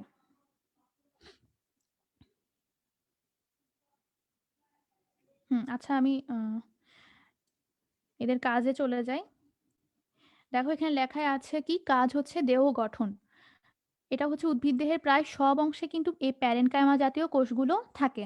তো উদ্ভিদের এই দেহ গঠনে প্যারেনকাইমা জাতীয় কোষের গুরুত্বপূর্ণ ভূমিকা রয়েছে। এছাড়াও খাদ্য প্রস্তুত করে। কোনগুলো খাদ্য প্রস্তুত করে? যে সকল কোষগুলোতে ক্লোরোপ্লাস্ট থাকে। আমরা পড়েছি না এর আগের স্লাইডে যে কিছু, কিছু প্যারেনকাইমা কোষের আ প্লাস্টিড থাকে বা ক্লোরোপ্লাস্ট থাকে, সেই ক্লোরোপ্লাস্টগুলো কি খাদ্য প্রস্তুত করে। অন্যগুলো কিন্তু করে না। কারণ কি?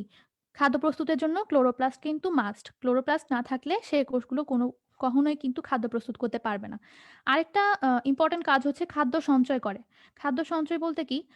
উদ্ভিদ ধরো সালোকসংশ্লেষণ প্রক্রিয়ায় আ গ্লুকোজ জাতীয় খাদ্য প্রস্তুত করে। সেই খাদ্যের কিছু অংশ এই প্যারেনকাইমা জাতীয় কোষগুলো সঞ্চয় করে রাখে। যেহেতু উদ্ভিদের সব অংশে থাকে এই ধরনের কোষ, সেহেতু এই প্যারেনকাইমা জাতীয় কোষগুলো খাদ্য সঞ্চয় করে থাকে। এছাড়াও কিছু, কিছু প্যারেনকাইমা জাতীয় কোষ খাদ্য পরিবহনেও সহায়তা করে। আর এর অবস্থান হচ্ছে উদ্ভিদ দেহের প্রায় সকল অংশে। উদ্ভিদের অনেকগুলো কোষই কিন্তু প্যারেনকাইমা জাতীয়, যেগুলো আমরা পরবর্তীতেও পড়ব।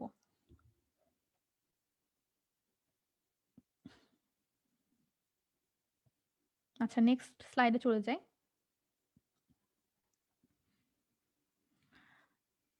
এটা হচ্ছে গিয়ে কি কোলেনকাইমা। কোলেনকাইমা হচ্ছে সরল টিস্যুর আরেকটা প্রকারভেদ। সরল টিস্যু ৩ ভাগে ভাগ করা যায়। একটা হচ্ছে কি প্যারেনকাইমা, কোলেনকাইমা এবং স্ক্লেরেনকাইমা। তার মধ্যে কোলেনকাইমা হচ্ছে এক ধরনের, এটা হচ্ছে বিশেষ ধরনের প্যারেনকাইমা কোষ দিয়ে তৈরি। দেখেছো? এটার বৈশিষ্ট্যগুলোও কিন্তু কি প্যারেনকাইমা কোষের মতোই। কিন্তু প্যারেনকাইমা কোষের কোষপ্রাচীর সেলুলোজ নির্মিত হলেও এই কোলেনকাইমা টিস্যুর কোষপ্রাচীরগুলো সেলুলোজের পাশাপাশি পেকটিনও থাকে। এই পেকটিন জমা হওয়ার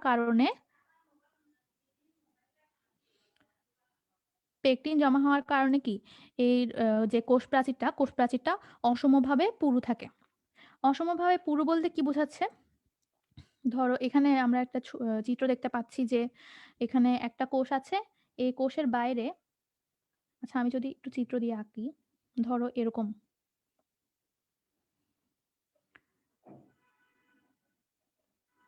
হ্যাঁ, এর পাশে আরেকটা আছে এরকম বিভিন্ন আকৃতির। হ্যাঁ, দেখো এই অংশটাতে যে পুরুত্ব, এই অংশটাতে কিন্তু সেম পুরুত্ব না। এখানে একটু বেশি মোটা না, এখানে একটু কম মোটা। সেজন্য বলা হয় কি অসমভাবে পুরু।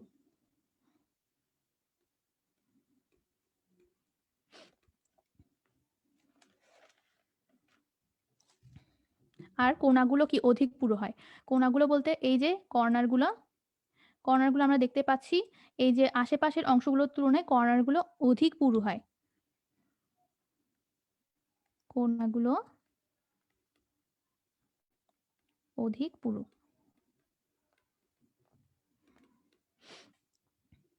এখানে যে পেকটিনটা থাকে, এই পেকটিনটা এখানে আঠার মতো কাজ করে। আঠার মতো কাজ করে বলতে কি কোষগুলো একটার সাথে আরেকটা এমনভাবে সংযুক্ত থাকে যে অনেক সময় আন্তঃকোষীয় ফাঁক থাকার যে কথাটা সেটা থাকে না। আন্তঃকোষীয় ফাঁক থাকে না, কিন্তু অনেক সময় থাকতেও পারে। যেমন ধরো এখানে ধরো একটা কোষ আছে এরকম, হ্যাঁ, এই মাঝে কিন্তু একটা আন্তঃকোষীয় ফাঁক থাকে। তো আমরা বলতে পারি কি কোলেনকাইমা কোষে আন্তঃকোষীয় ফাঁক থাকতেও পারে, আবার নাও থাকতে পারে। এদের কোষপ্রাচীরে কি সেলুলোজের পাশাপাশি পেকটিনও জমা হয়। প্যারেনকাইমা কোষের ক্ষেত্রে আমরা দেখেছিলাম কোষপ্রাচীরে শুধুমাত্র সেলুলোজ থাকে, কিন্তু কোলেনকাইমাতে সেলুলোজের পাশাপাশি পেকটিনও থাকে। কোষগুলো লম্বাটে ও সজীব, প্রোটোপ্লাজম পূর্ণ।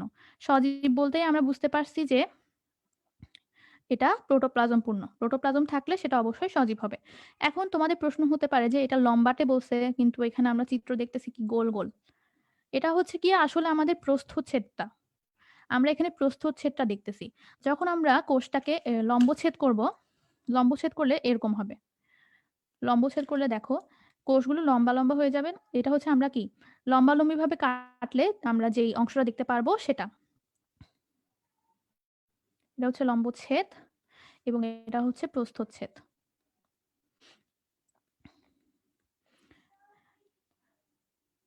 তো লম্বচ্ছেদ এই যে এই চিত্র দেখে বুঝতে পারছি কি আমাদের কোষগুলো লম্বাটে হয় এবং আন্তঃকোষীয় ফাঁকা স্থান থাকতে পারে এবং নাও থাকতে পারে। যেমন এই কোষগুলোতে কিন্তু আন্তঃকোষীয় ফাঁকা স্থান নাই। আচ্ছা, এখন আমরা নেক্সট স্লাইডে চলে যাই। এখানে আছে কি কোলেনকাইমার কাজ। কাজ হচ্ছে গিয়ে কি খাদ্য প্রস্তুত করা। যে সকল কোলেনকাইমাতে কি আছে, তোমার ক্লোরোপ্লাস্ট আছে। যে সকল কোলেনকাইমাতে ক্লোরোপ্লাস্ট আছে সেগুলো কি খাদ্য প্রস্তুত করে, আবার কি দৃঢ়তা প্রদান করে। যেহেতু এদের কোষ প্রাচীরগুলো একটু পুরু হয়, সেই ক্ষেত্রে সেই কোষ প্রাচীরটা কি দৃঢ়তা প্রদানে সহায়তা করে। এবং অবস্থান হচ্ছে কচি ও নমনীয় কাণ্ড। যেমন ধরো যে পাতার শিরা থাকে, পাতার শিরা অথবা পত্রবৃন্ত, এগুলো কি যেমন ধরো একটা পাতা, এই পাতাটা একটা বৃন্তের সাহায্যে কিন্তু উদ্ভিদের কাণ্ডের সাথে লাগানো থাকে। এই যে পত্রবৃন্ত, এটাকে বলা হয় কি পত্রবৃন্ত। এই পত্রবৃন্তের কোষগুলো হচ্ছে গিয়ে কি, টিস্যুগুলো হচ্ছে গিয়ে কি কোলেনকাইমা জাতীয়, যার কারণে তোমরা একটু খেয়াল করে দেখবে যে পত্রবৃন্তটা পাতার তুলনায় কিন্তু একটু দৃঢ় হয়। এছাড়াও পত্রবৃন্ত ছাড়াও এখানে কি শাখা আছে শিরার মতো, এই শিরাগুলো কিন্তু পাতার তুলনায় শক্ত হয়, যার কারণ কি এই কোলেনকাইমা টিস্যু থাকার কারণে এই পত্রবৃন্ত এবং পাতার শিরা একটু দৃঢ় হয় পাতার তুলনায়। এগুলো হচ্ছে কি কচি এবং নমনীয় কাণ্ড। কিছু উদাহরণ দেওয়া আছে কুমড়া এবং দণ্ডকলস, এগুলোর কাণ্ডগুলোতে কোলেনকাইমা জাতীয় টিস্যু পাওয়া যায়। আর প্রশ্ন হতে পারে যে কুমড়া গাছের কাণ্ড দৃঢ় হয় কেন? এটার আনসার হচ্ছে একটাই, কোলেনকাইমা টিস্যু থাকার জন্য এদের প্রাচীরটা দৃঢ়, কোষ প্রাচীরটা একটু কোষ প্রাচীরে সেলুলোজ এবং পেকটিন জমা হয়, যার কারণে কি কোলেনকাইমা জাতীয় কোষগুলো দৃঢ়তা প্রদান করে থাকে এবং ফলশ্রুতিতে কুমড়া গাছের কাণ্ডগুলো দৃঢ় হয়। এটুক পর্যন্ত কারো কোনো সমস্যা আছে? দণ্ডকলস হচ্ছে এক ধরনের উদ্ভিদ, কুমড়া যেরকম একটা উদ্ভিদের থেকে সৃষ্টি হয়, দণ্ডকলসও ওরকম। বেশি জানতে ইচ্ছে করলে তোমরা কি গুগলে সার্চ করতে পারো।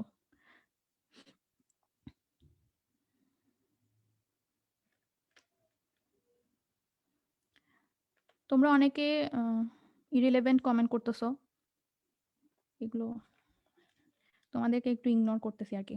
আচ্ছা, এরপর নেক্সট যেটা আছে সেটা হচ্ছে স্ক্লেরেনকাইমা। এটা কিন্তু সরল টিস্যু যেগুলো আছে সেটার আরেকটা ফাইনাল প্রকারভেদ। তিনটার মধ্যে এটা হচ্ছে ফাইনাল প্রকারভেদ। এটা হচ্ছে এটার যে কোষ প্রাচীরটা থাকে, এটার কোষ প্রাচীরে মেইন বৈশিষ্ট্য হচ্ছে কি লিগনিন থাকে। এই লিগনিন জিনিসটা হচ্ছে একটা পলিমার, হ্যাঁ। এই পলিমারটা থাকার কারণে কোনো বস্তুতে যদি দেখো যে লিগনিন আছে, তখন ধরে নিবে যে ওই জিনিসটা কি একটু শক্ত প্রকৃতির হয়। লিগনিন থাকলেই কিন্তু ওই জিনিসটা বা ওই কোষটা যেটাই বলো সেটার প্রকৃতিটা শক্ত হয়, দৃঢ় হয়। এখন আমরা এখানে বৈশিষ্ট্য দেখতে পাচ্ছি, কোষগুলো শক্ত, এই যে বলে দিলাম শক্ত হয়, অনেক লম্বা হয় এবং পুরু প্রাচীর বিশিষ্ট। যেহেতু এরা স্থায়ী টিস্যু, এদের প্রাচীরটা অবশ্যই পুরু হবে, যেহেতু এদের বিভাজিত হতে হয় না, প্রাচীরটা অনেক পুরু হয়। প্রোটোপ্লাজম বিহীন হয়। প্রোটোপ্লাজম বিহীন হওয়াতে এদেরকে আমরা কি বলতে পারি? মৃত কোষ বলতে পারি। এবং ফাইনালি লিগনিন যুক্ত। লিগনিন যুক্ত মানে কি? লিগনিন হচ্ছে এক ধরনের পলিমার, যেটার কারণে কি এই স্ক্লেরেনকাইমা টিস্যুগুলো দৃঢ় হয়। স্ক্লেরেনকাইমা টিস্যুগুলো কিন্তু একসময় ভাজক টিস্যু ছিল। পরবর্তীতে এগুলো কিছু বৈশিষ্ট্যের ডিফারেন্স হওয়ার কারণে স্ক্লেরেনকাইমা টিস্যুগুলো স্থায়ী টিস্যুতে পরিণত হয়েছে। এই স্থায়ী টিস্যুতে পরিণত হওয়ার পরে প্রাথমিক অবস্থায় কিন্তু এরা জীবিত থাকে। কারণ কি? এদের মধ্যে একটু হলেও প্রোটোপ্লাজমটা থাকে। পরবর্তীতে প্রোটোপ্লাজমটা একসময় নিঃশেষ হয়ে যায়। যার কারণে কি হয়? এই মৃত কোষে পরিণত হয়। তো কোষগুলো শক্ত, লম্বা, পুরু প্রাচীর বিশিষ্ট, প্রোটোপ্লাজমবিহীন হয়, যার কারণে কি আমরা এটাকে মৃত বলতে পারি এবং লিগনিন যুক্ত হয়। এখানে আরেকটা গুরুত্বপূর্ণ পয়েন্ট হচ্ছে কোলেনকাইমা কোষের যে কোষ প্রাচীরটা কিন্তু অসমভাবে পুরু ছিল। কিন্তু স্ক্লেরেনকাইমা টিস্যুর যে কোষগুলো সেগুলো কিন্তু সমভাবে পুরু হয়। মানে কি? তোমার কোনায় যে ডেনসিটিটা, আমি আসলে এখানে চিত্রে বুঝাতে পারতেছি না। এই যে এই পুরুত্বটা কিন্তু সবখানে সেম থাকে। ওকে, তাহলে এর কাজ হচ্ছে ২ ধরনের হতে পারে। একটা হচ্ছে দৃঢ়তা প্রদান এবং আরেকটা হচ্ছে পানি ও খনিজ লবণ পরিবহন। দৃঢ়তা প্রদান কেন? যেহেতু লিগনিন আছে, আমি বলেছি যে লিগনিন থাকলেই ধরে নেবে যে সেটার কাজ হচ্ছে দৃঢ়তা প্রদান করা। এবং আরেকটা পয়েন্ট হচ্ছে পানি ও খনিজ লবণ পরিবহন করে।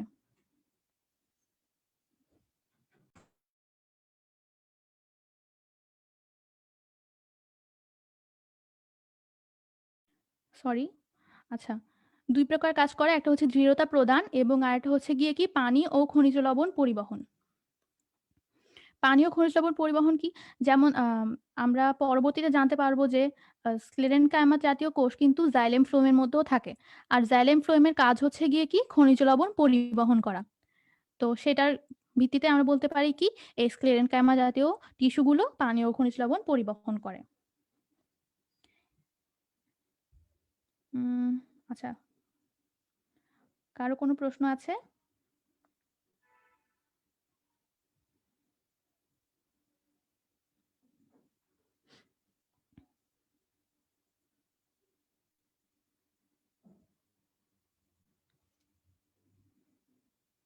আচ্ছা, আমি নেক্সট স্লাইডে চলে যাই।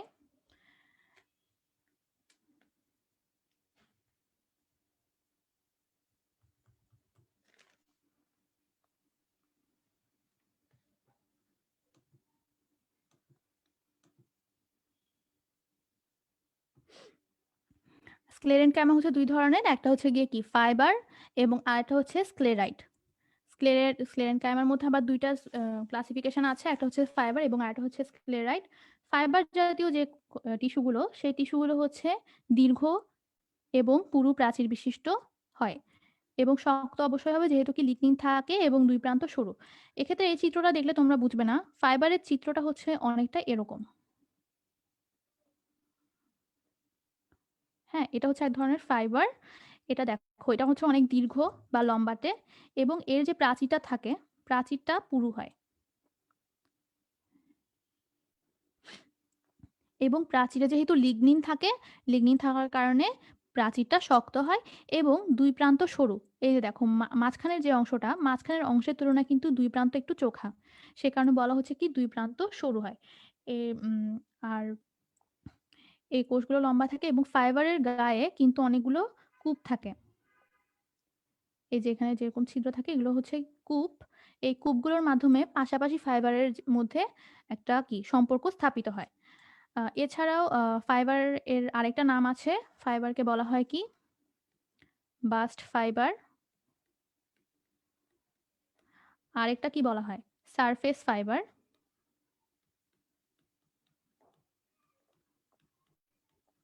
এছাড়া বলা হয় জাইলেম তন্তু বা কাষ্ঠতন্তু।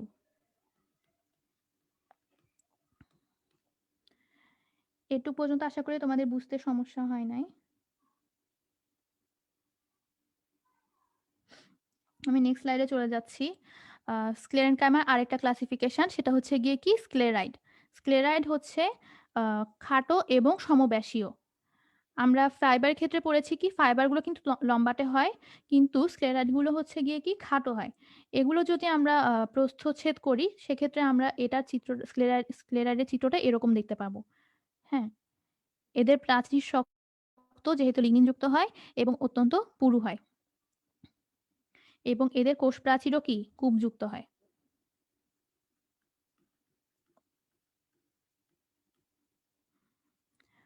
স্ক্লেরাইডের আকৃতি খাটো বা সমব্যাসীয়। সমব্যাসীয় বলতে আমরা মূলত ধরে নিচ্ছি যে এটা হচ্ছে বৃত্তাকার। বৃত্তাকার ছাড়াও এটার আকৃতি কিন্তু লম্বাটেও হতে পারে মাঝে মধ্যে অথবা তারকাকারও হতে পারে।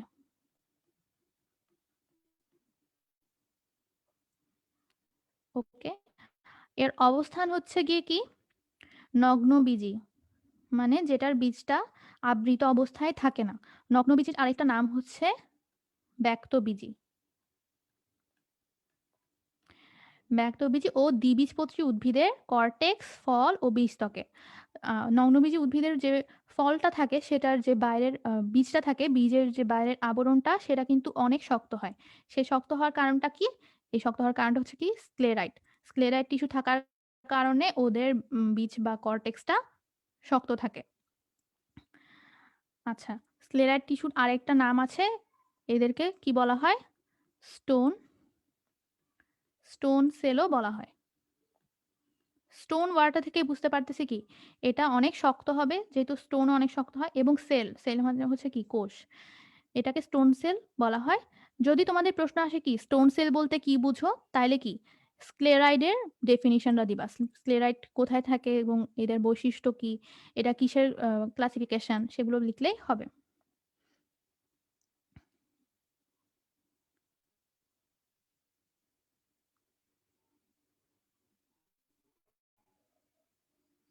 দেখি তোমাদের কোনো প্রশ্ন আছে নাকি।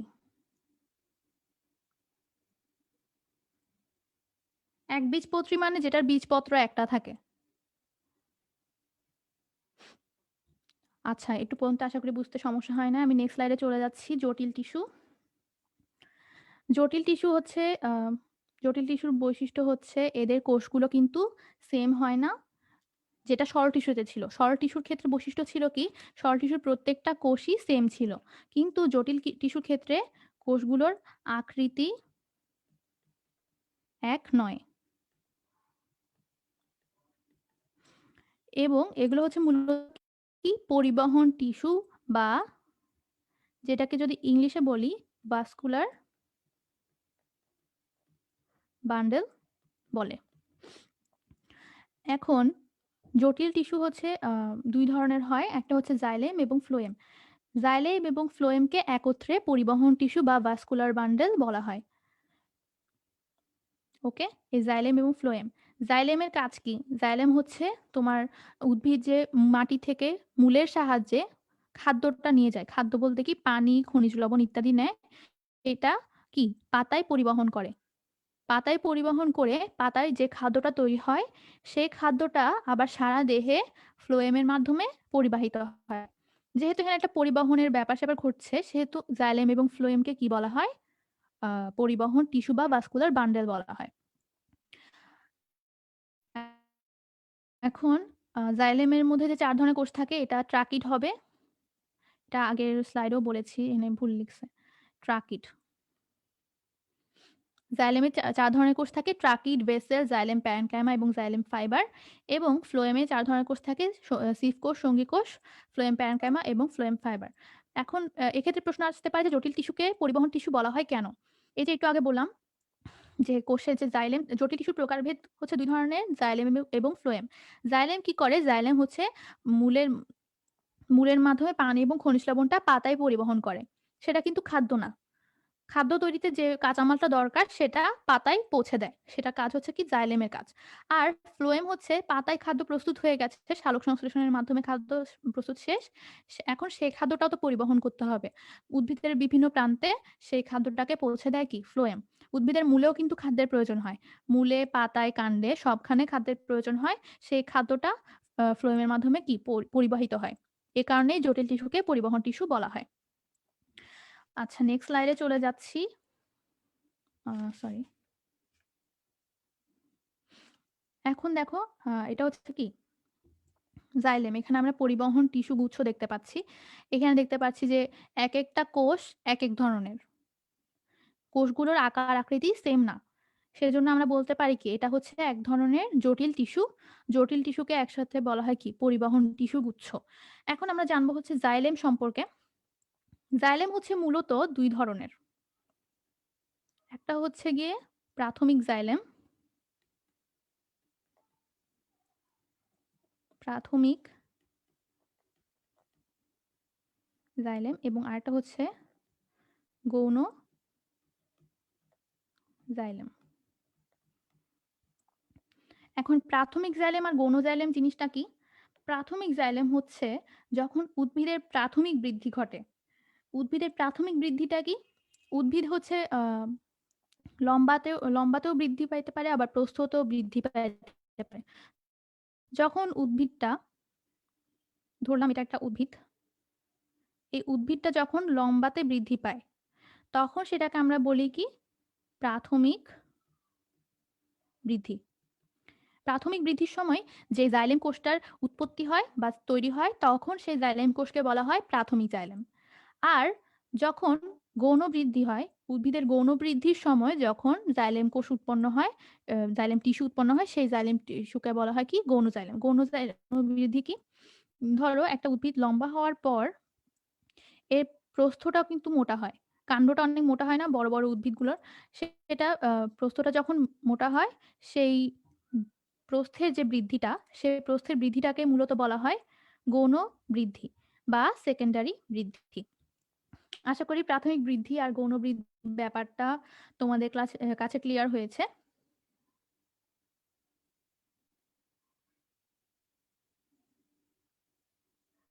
কারো কোনো প্রশ্ন থাকলে করতে পারো।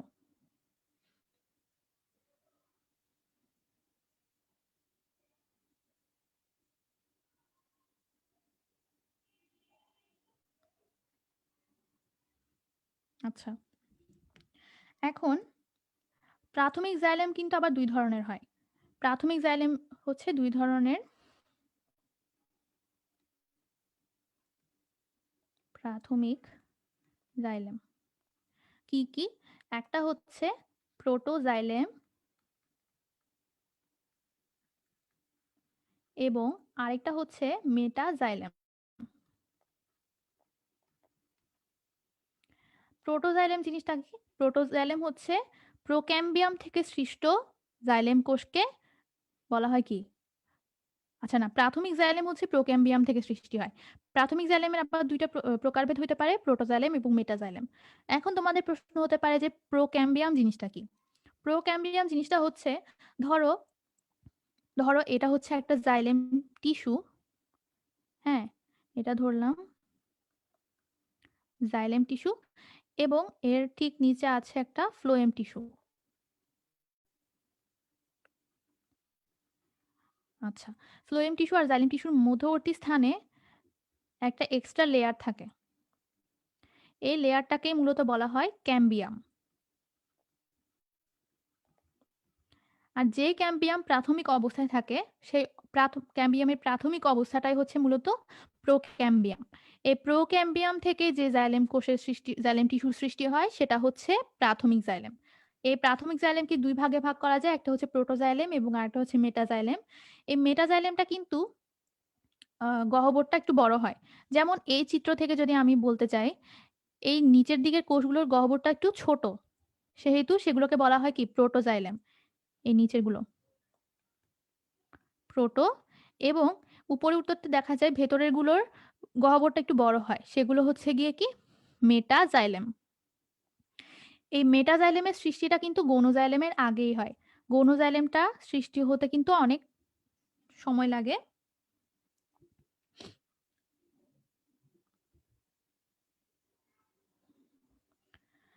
আচ্ছা, এটুকু পর্যন্ত বুঝতে কারো অসুবিধা আছে? তোমরা অযথা কমেন্ট করো না। ক্লাসটা বুঝতে অসুবিধা হবে নাইলে। আচ্ছা, এটুক পর্যন্ত আশা করি সবার ক্লিয়ার। এখন জাইলেমের যে ২ ধরনের সেটাও বুঝেছি। জাইলেম ২ ধরনের, প্রাথমিক জাইলেম, গৌণ জাইলেম। প্রাথমিক জাইলেমকেও ২ ভাগে ভাগ করা যায়। একটা হচ্ছে প্রোটোজাইলেম, মেটাজাইলেম। এখন এই জাইলেমের কাজ কি? জাইলেমের কাজ হচ্ছে পানি পরিবহন করা, পানি, খনিজ লবণ পরিবহন করা।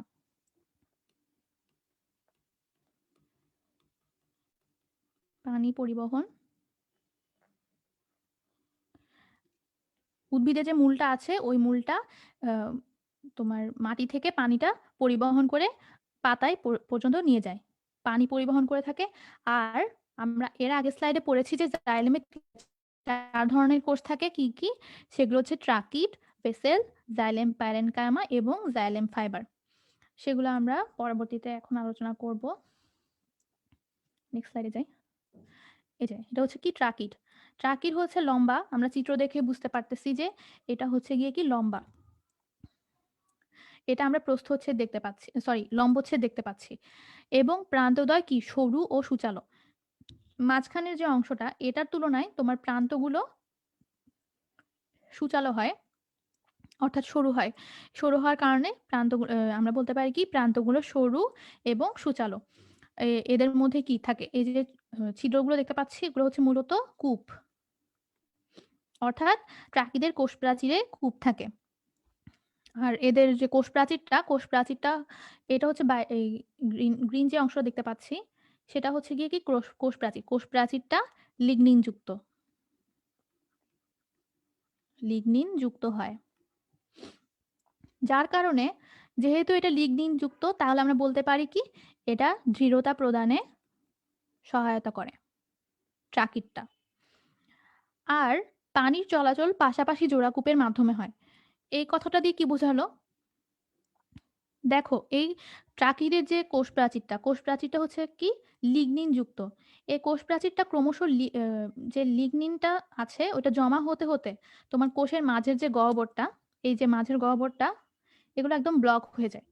হ্যাঁ, ব্লক হয়ে যাওয়ার কারণে শুধুমাত্র কি কূপটাই কি খালি থাকে। এজন্য কি হয় যখন লিগনিন জমা হয়ে ব্লক হয়ে যায় তখন কি এটার পাশের যে আরেকটা ট্রাকিড কোষ আছে, সরি ট্রাকিড আছে হ্যাঁ, ট্রাকিড কোষ আছে। সেটার মাধ্যমে এই কূপের মাধ্যমে কি সম্পর্কটা স্থাপন করে। এই কূপের মাধ্যমে তোমার এক কোষ থেকে আরেক কোষে কি পানির পরিবহন ঘটে। যেহেতু জাইলেমে পানির পরিবহন ঘটে সেহেতু এটা ট্রাকিডের কাজও কি পানি পরিবহন করা। এখন যদি লিগনিন জমা হয়ে তোমার কোষটাই বন্ধ হয়ে যায় তখন সেক্ষেত্রে কাজ দেয় কি এই কূপগুলো। কূপগুলো মানে কি পানির চলাচলে সহায়তা করে। এরপর প্রাচীরের পুরুত্ব কি বলয়াকার, সর্পিলাকার। এছাড়াও আরো ২ টা আকার আছে যেগুলো কি সোপান আকার হতে পারে আর জালিকাকারও হতে পারে। আকারগুলো আকারগুলো বলতে কি বোঝাচ্ছে? বলাকার না বলয়াকার হবে এটা। বলয় বলতে কি? বলয় হচ্ছে কি একটা গোলকের মতো হয়। ট্রাকিডের আকৃতিটা গোলকের মতো হইতে পারে। সর্পিল মানে কি? সর্পিল মানে হচ্ছে স্নেক বা সাপ। সাপের মতো হইতে পারে। এরকম সাপের মতো হতে পারে। এরপর কি সোপান আকার, এরপর জালিকাকারও হতে পারে। সোপান মানে কি? মানে নৌকার মতো হতে পারে এরকম। যেটা এখানে চিত্রের মধ্যে দেখতে পাচ্ছি। এবং অবস্থান হচ্ছে ফার্ন বর্গ, নগ্নবীজী ও আবৃতবীজী উদ্ভিদে। অর্থাৎ প্রায় সব ধরনের উদ্ভিদে কি এই ট্রাকিডটা পাওয়া যায়। ফার্ন বর্গ, নগ্নবীজী ও আবৃতবীজী উদ্ভিদে কি ট্রাকিডটা থাকে। এরপরে চলে যায় এটার কাজে। কাজ হচ্ছে গিয়ে কি কোষরস পরিবহন। কোষরস বলতে কি বোঝায়? কোষরস হচ্ছে তোমার পানি আর খনিজ লবণের একটা মিশ্রণ। ওই যে বললাম পরিবহনে সহায়তা করে জাইলেম টিস্যু। তো জাইলেম টিস্যুর এই ট্রাকিড কোষটা পানি ও খনিজ লবণের পরিবহন করে। আর পানি আর খনিজ লবণকে আমরা একত্রে এখানে কোষরস বলতেছি। আরেকটা কাজ কি অঙ্গকে দৃঢ়তা প্রদান। আগের স্লাইডে বললাম যে এর কোষ প্রাচীর যেটা সেটা লিগনিন যুক্ত। লিগনিন থাকলে সেটা কি দৃঢ়তা প্রদান করে। এবং আরেকটা কাজ হচ্ছে খাদ্য সঞ্চয়। মাঝে মধ্যে এটা খাদ্য সঞ্চয়ও কাজে আসে। ফার্ন বর্গ মানে কি? ফার্ন বর্গ হচ্ছে এগুলোর মানে একটা ক্লাসিফিকেশন। উদ্ভিদের মধ্যে অনেক রকমের উদ্ভিদ রয়েছে। কোনো উদ্ভিদ কি বীজটা নগ্ন অবস্থায় থাকে, কোনোটির বীজটা আবৃত অবস্থায় থাকে। কোনো উদ্ভিদের কাণ্ড থাকে কিন্তু পাতা থাকে না বা পাতা থাকে কিন্তু কাণ্ড থাকে না। এরকম অনেক রকমের উদ্ভিদ আছে। ফার্ন বর্গীয় হচ্ছে উদ্ভিদের একটা বর্গ বা অর্ডার। ওকে, তোমাদের ইন্টারের বইয়ে একটা চ্যাপ্টার আছে ব্রায়োফাইটা আর টেরিডোফাইটা। ওই টেরিডোফাইটা জাতীয় উদ্ভিদগুলো হচ্ছে গিয়ে কি ফার্ন বর্গীয় উদ্ভিদ। জোড়াকূপ কি? জোড়াকূপ হচ্ছে কূপ বলতে আমি গত ক্লাসে বুঝিয়েছিলাম যে কোষ প্রাচীরে কি থাকে? কূপ থাকে। ধরো এটা একটা কোষ এবং এটা একটা কোষ। দুটো কোষের মাঝখানে এখানে ধরলাম কি এখানে কূপ আছে, এখানে একটা কূপ আছে। এগুলো হচ্ছে গিয়ে কি কূপ। হুম, এই কূপগুলো একটা নলের মাধ্যমে সংযুক্ত করা থাকে। এই যে এটাকে বলা হয় কি জোড়াকূপ বা প্লাজমোডেসমাটা বলা হয়। এই জোড়াকূপের মাধ্যমে কি এর মধ্যে পানির পরিবহনটা ঘটে। আচ্ছা, এরপর চলে যাই ভেসেলে। ভেসেল হচ্ছে খাটো চোঙের ন্যায়। ট্রাকিড কিন্তু লম্বাটে ছিল, কিন্তু ভেসেলটা হচ্ছে খাটো চোঙের ন্যায়। খাটো চোঙের ন্যায় বলতে কি? চোঙ মানে কি? চোঙ মানে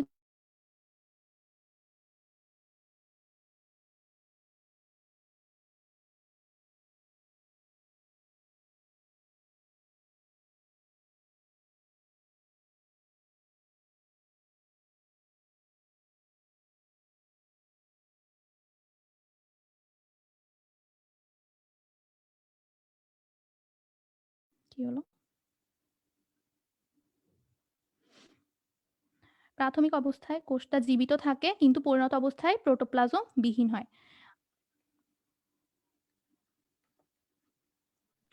ওই স্ক্রিনটা একটু অফ হয়ে গেছে। স্ক্রিন শেয়ারটা ট্রাই করা। স্ক্রিন শেয়ার করতে হবে? আচ্ছা দাঁড়াও।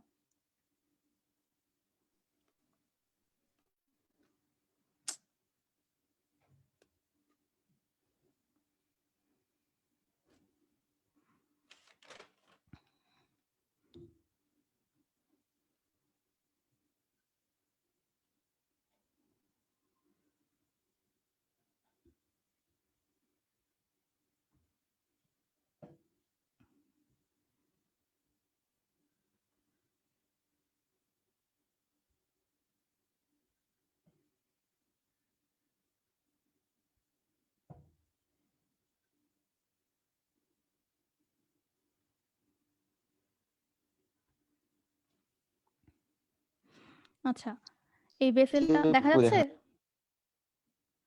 আচ্ছা, জি আপু, হ্যাঁ। যখন যখন প্রোটোপ্লাজম থাকে তখন ওটাকে আমরা বলি কি জীবিত।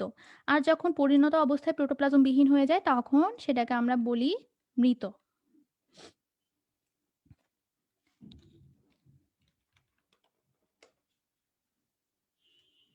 আচ্ছা,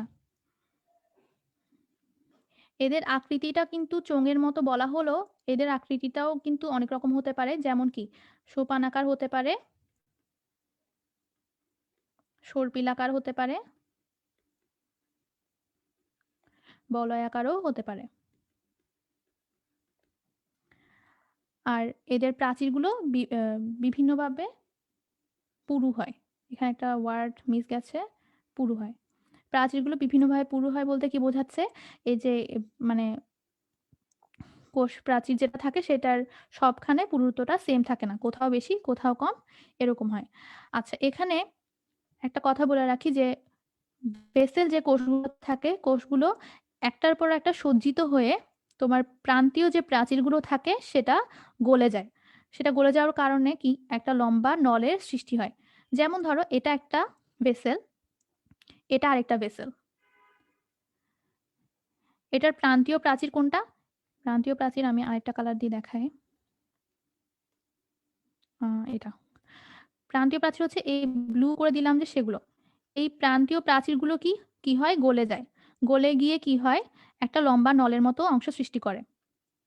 মানে এগুলো কি একসাথে মিলিত হয়ে যায়, ফলে কি একটা লম্বা নলের মতো অংশ সৃষ্টি করে, যার কারণে কি ওই এই নলের মধ্য দিয়ে কি পরিবহন কাজটা সংঘটিত হয়। যেমন এই চিত্রটা যদি দেখো, এই চিত্রটা দেখলে বুঝতে পারবা। তার একটু রিটেস করে দিই।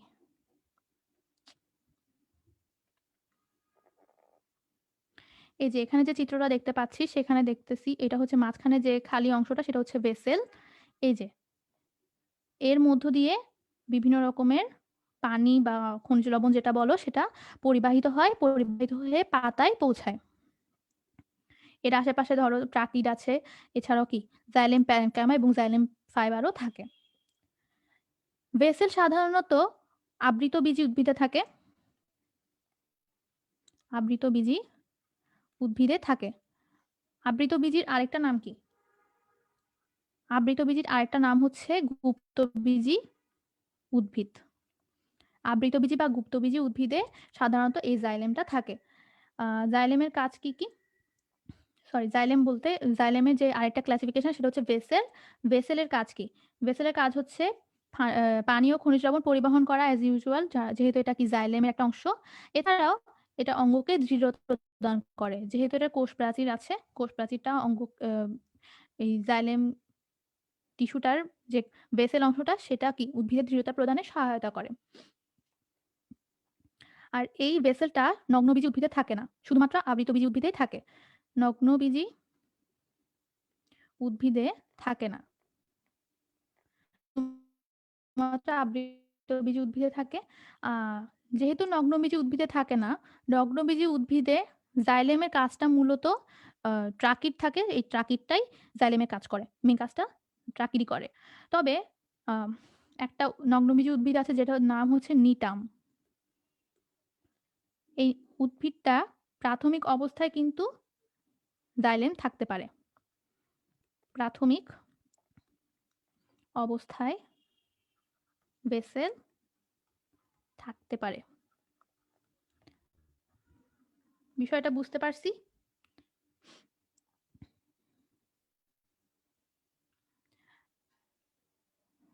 আবৃতবীজী উদ্ভিদ মানে কি? যেমন ধরো আম, আমের যে বীজটা কি আবৃত থাকে না? আমরা বাইরে থেকে আমের বীজটা দেখতে পারি না।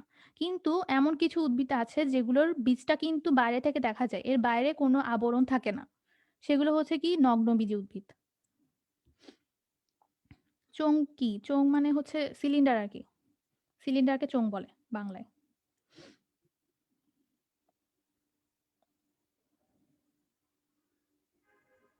আচ্ছা, আমি নেক্সট স্লাইডে চলে যাই। ভেসেলের কাজ দেওয়া আছে পানি ও খনিজ লবণ পরিবহন এবং অঙ্গকে দৃঢ়তা প্রদান।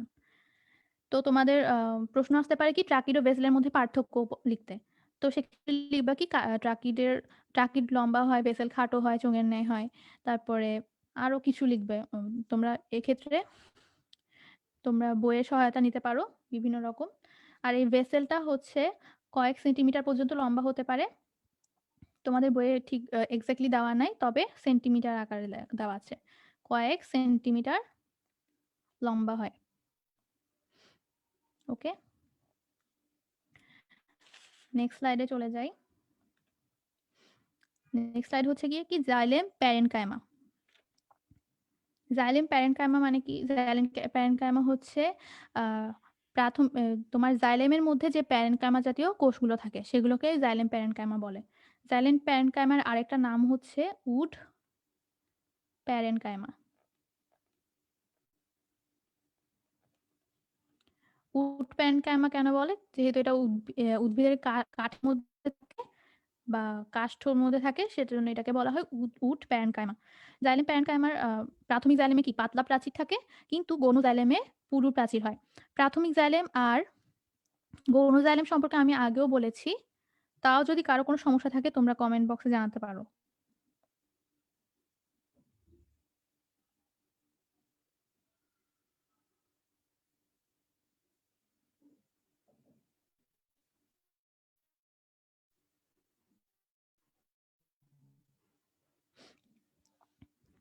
আচ্ছা, প্রাথমিক জাইলেমে প্রাচীরটা পাতলা হয়। প্রাথমিক জাইলেম কোনগুলো? যখন তোমার উদ্ভিদের প্রাথমিক বৃদ্ধি ঘটে তখন যে জাইলেমটার উৎপত্তি হয় সেই জাইলেমটাকে বলা হয় প্রাথমিক জাইলেম। এবং গৌণ জাইলেম হচ্ছে কোনটা? যখন তোমার উদ্ভিদের গৌণ বৃদ্ধি ঘটে সেই অবস্থায় যে জাইলেমটা উৎপন্ন হয় সেটা হচ্ছে গৌণ জাইলেম। এটার প্রাচীরটা হচ্ছে একটু পুরু হয়। এখন এর কাজ হচ্ছে গিয়ে কি ফার্স্ট কাজ হচ্ছে পানি পরিবহন করা। যেহেতু এটা জাইলেম টিস্যুর অন্তর্গত, তো এটা হচ্ছে পানি পরিবহন করে এবং কিছু কিছু জাইলেম প্যারেনকাইমা কি খাদ্য সঞ্চয় করে। এখন জাইলেম প্যারেনকাইমার যদি বৈশিষ্ট্য বলতে বলে সেক্ষেত্রে তোমরা প্যারেনকাইমার বৈশিষ্ট্যগুলো অ্যাড করে দেবে। আচ্ছা, নেক্সট স্লাইডে চলে যায়। এটা হচ্ছে গিয়ে কি জাইলেম ফাইবার। জাইলেম ফাইবার লম্বা, দুপ্রান্ত সরু। এই যে আমরা চিত্রের মধ্যে দেখতে পাচ্ছি, এর অবস্থান হচ্ছে কি দ্বিবীজপত্রী উদ্ভিদের জাইলেমে। দ্বিবীজপত্রী উদ্ভিদের জাইলেমে জাইলেম ফাইবার থাকে, একবীজপত্রীতে থাকে না। আহ, এখন দেখো ফাইবার ফাইবার ওয়ার্ডটা আমরা কোথায় পেয়েছিলাম? ফাইবার ওয়ার্ডটা পেয়েছিলাম স্ক্লেরেন কাইমা টিস্যুতে। স্ক্লেরেনকাইমার দুইটা ক্লাসিফিকেশন আছে, ফাইবার আর স্ক্লেরাইড। তার মধ্যে ফাইবারটা হচ্ছে কি স্ক্লেরেনকাইমার একটা অংশ। যেহেতু স্ক্লেরেনকাইমাটা কি মৃত কোষ না, মৃত কোষ, সেহেতু আমরা বলতে পারি কি এই জাইলেম ফাইবারটাও কি মৃত, কারণ এতে কোনো প্রোটোপ্লাজম থাকে না যে পরিণত অবস্থায়। শুরুতে প্রাথমিক অবস্থায় হয়তো থাকতে পারে, বাট যখন পরিণত হয় তখন সেখানে কোনো প্রোটোপ্লাজম থাকে না। আর স্ক্লেরেনকাইমার আরেকটা বৈশিষ্ট্য কি পড়েছিলাম? স্ক্লেরেনকাইমার কোষ প্রাচীরে লিগনিন যুক্ত হয়। লিগনিন যুক্ত হয়, যার কারণে কি লিগনিন যুক্ত হয়, যার কারণে স্ক্লেরেনকাইমা যেখানেই থাকবে সেই কোষটা শক্ত হয়। যেহেতু জাইলেম ফাইবার এক ধরনের স্ক্লেরেনকাইমা, সেহেতু ফাইবারও কি লিগনিন থাকে, সেহেতু বলতে পারি ফাইবারটাও কি দৃঢ়তা প্রদানে সহায়তা করে এবং এটা হচ্ছে শক্ত প্রকৃতির হয়। আর এটার অবস্থান দ্বিবীজপত্রী উদ্ভিদের জাইলেমে থাকে। কাজ হচ্ছে কিছু কাজ আছে। ফার্স্ট কাজটা হবে কি পানীয় খনিজ লবণ পরিবহন করে, যেহেতু জাইলেম। খাদ্য সঞ্চয় করে কিছু কিছু। উদ্ভিদকে যান্ত্রিক শক্তি যোগায়। উদ্ভিদের কিছু শক্তি প্রয়োজন হয়, যে সালোকসংশ্লেষণ ঘটে, শ্বসন ঘটে, সেক্ষেত্রে উদ্ভিদের বিভিন্ন রকমের শক্তির প্রয়োজন হয়। সেই শক্তিটা এই জাইলেম ফাইবার দিয়ে থাকে এবং দৃঢ়তা প্রদান করে। যেহেতু এটা লিগনিন আছে সেহেতু এটা কি দৃঢ়তা প্রদান করে। এখন এই প্রশ্নটা দিয়ে তোমাদের ক্লাসটা শেষ করব। প্রশ্নটা হচ্ছে কুমড়াতে কোন টিস্যু পাওয়া যায়? দেখি কে কে আনসার করতে পারে।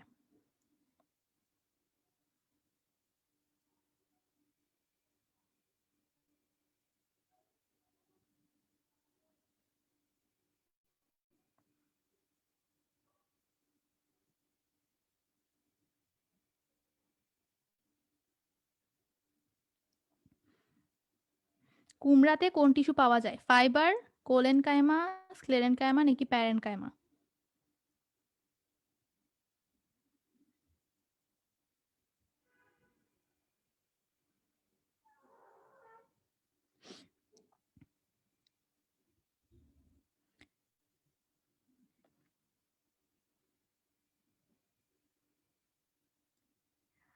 কমেন্ট সেকশনে দেখতে পাচ্ছি কেউ বি লিখতেছে, কেউ ডি লিখতেছে।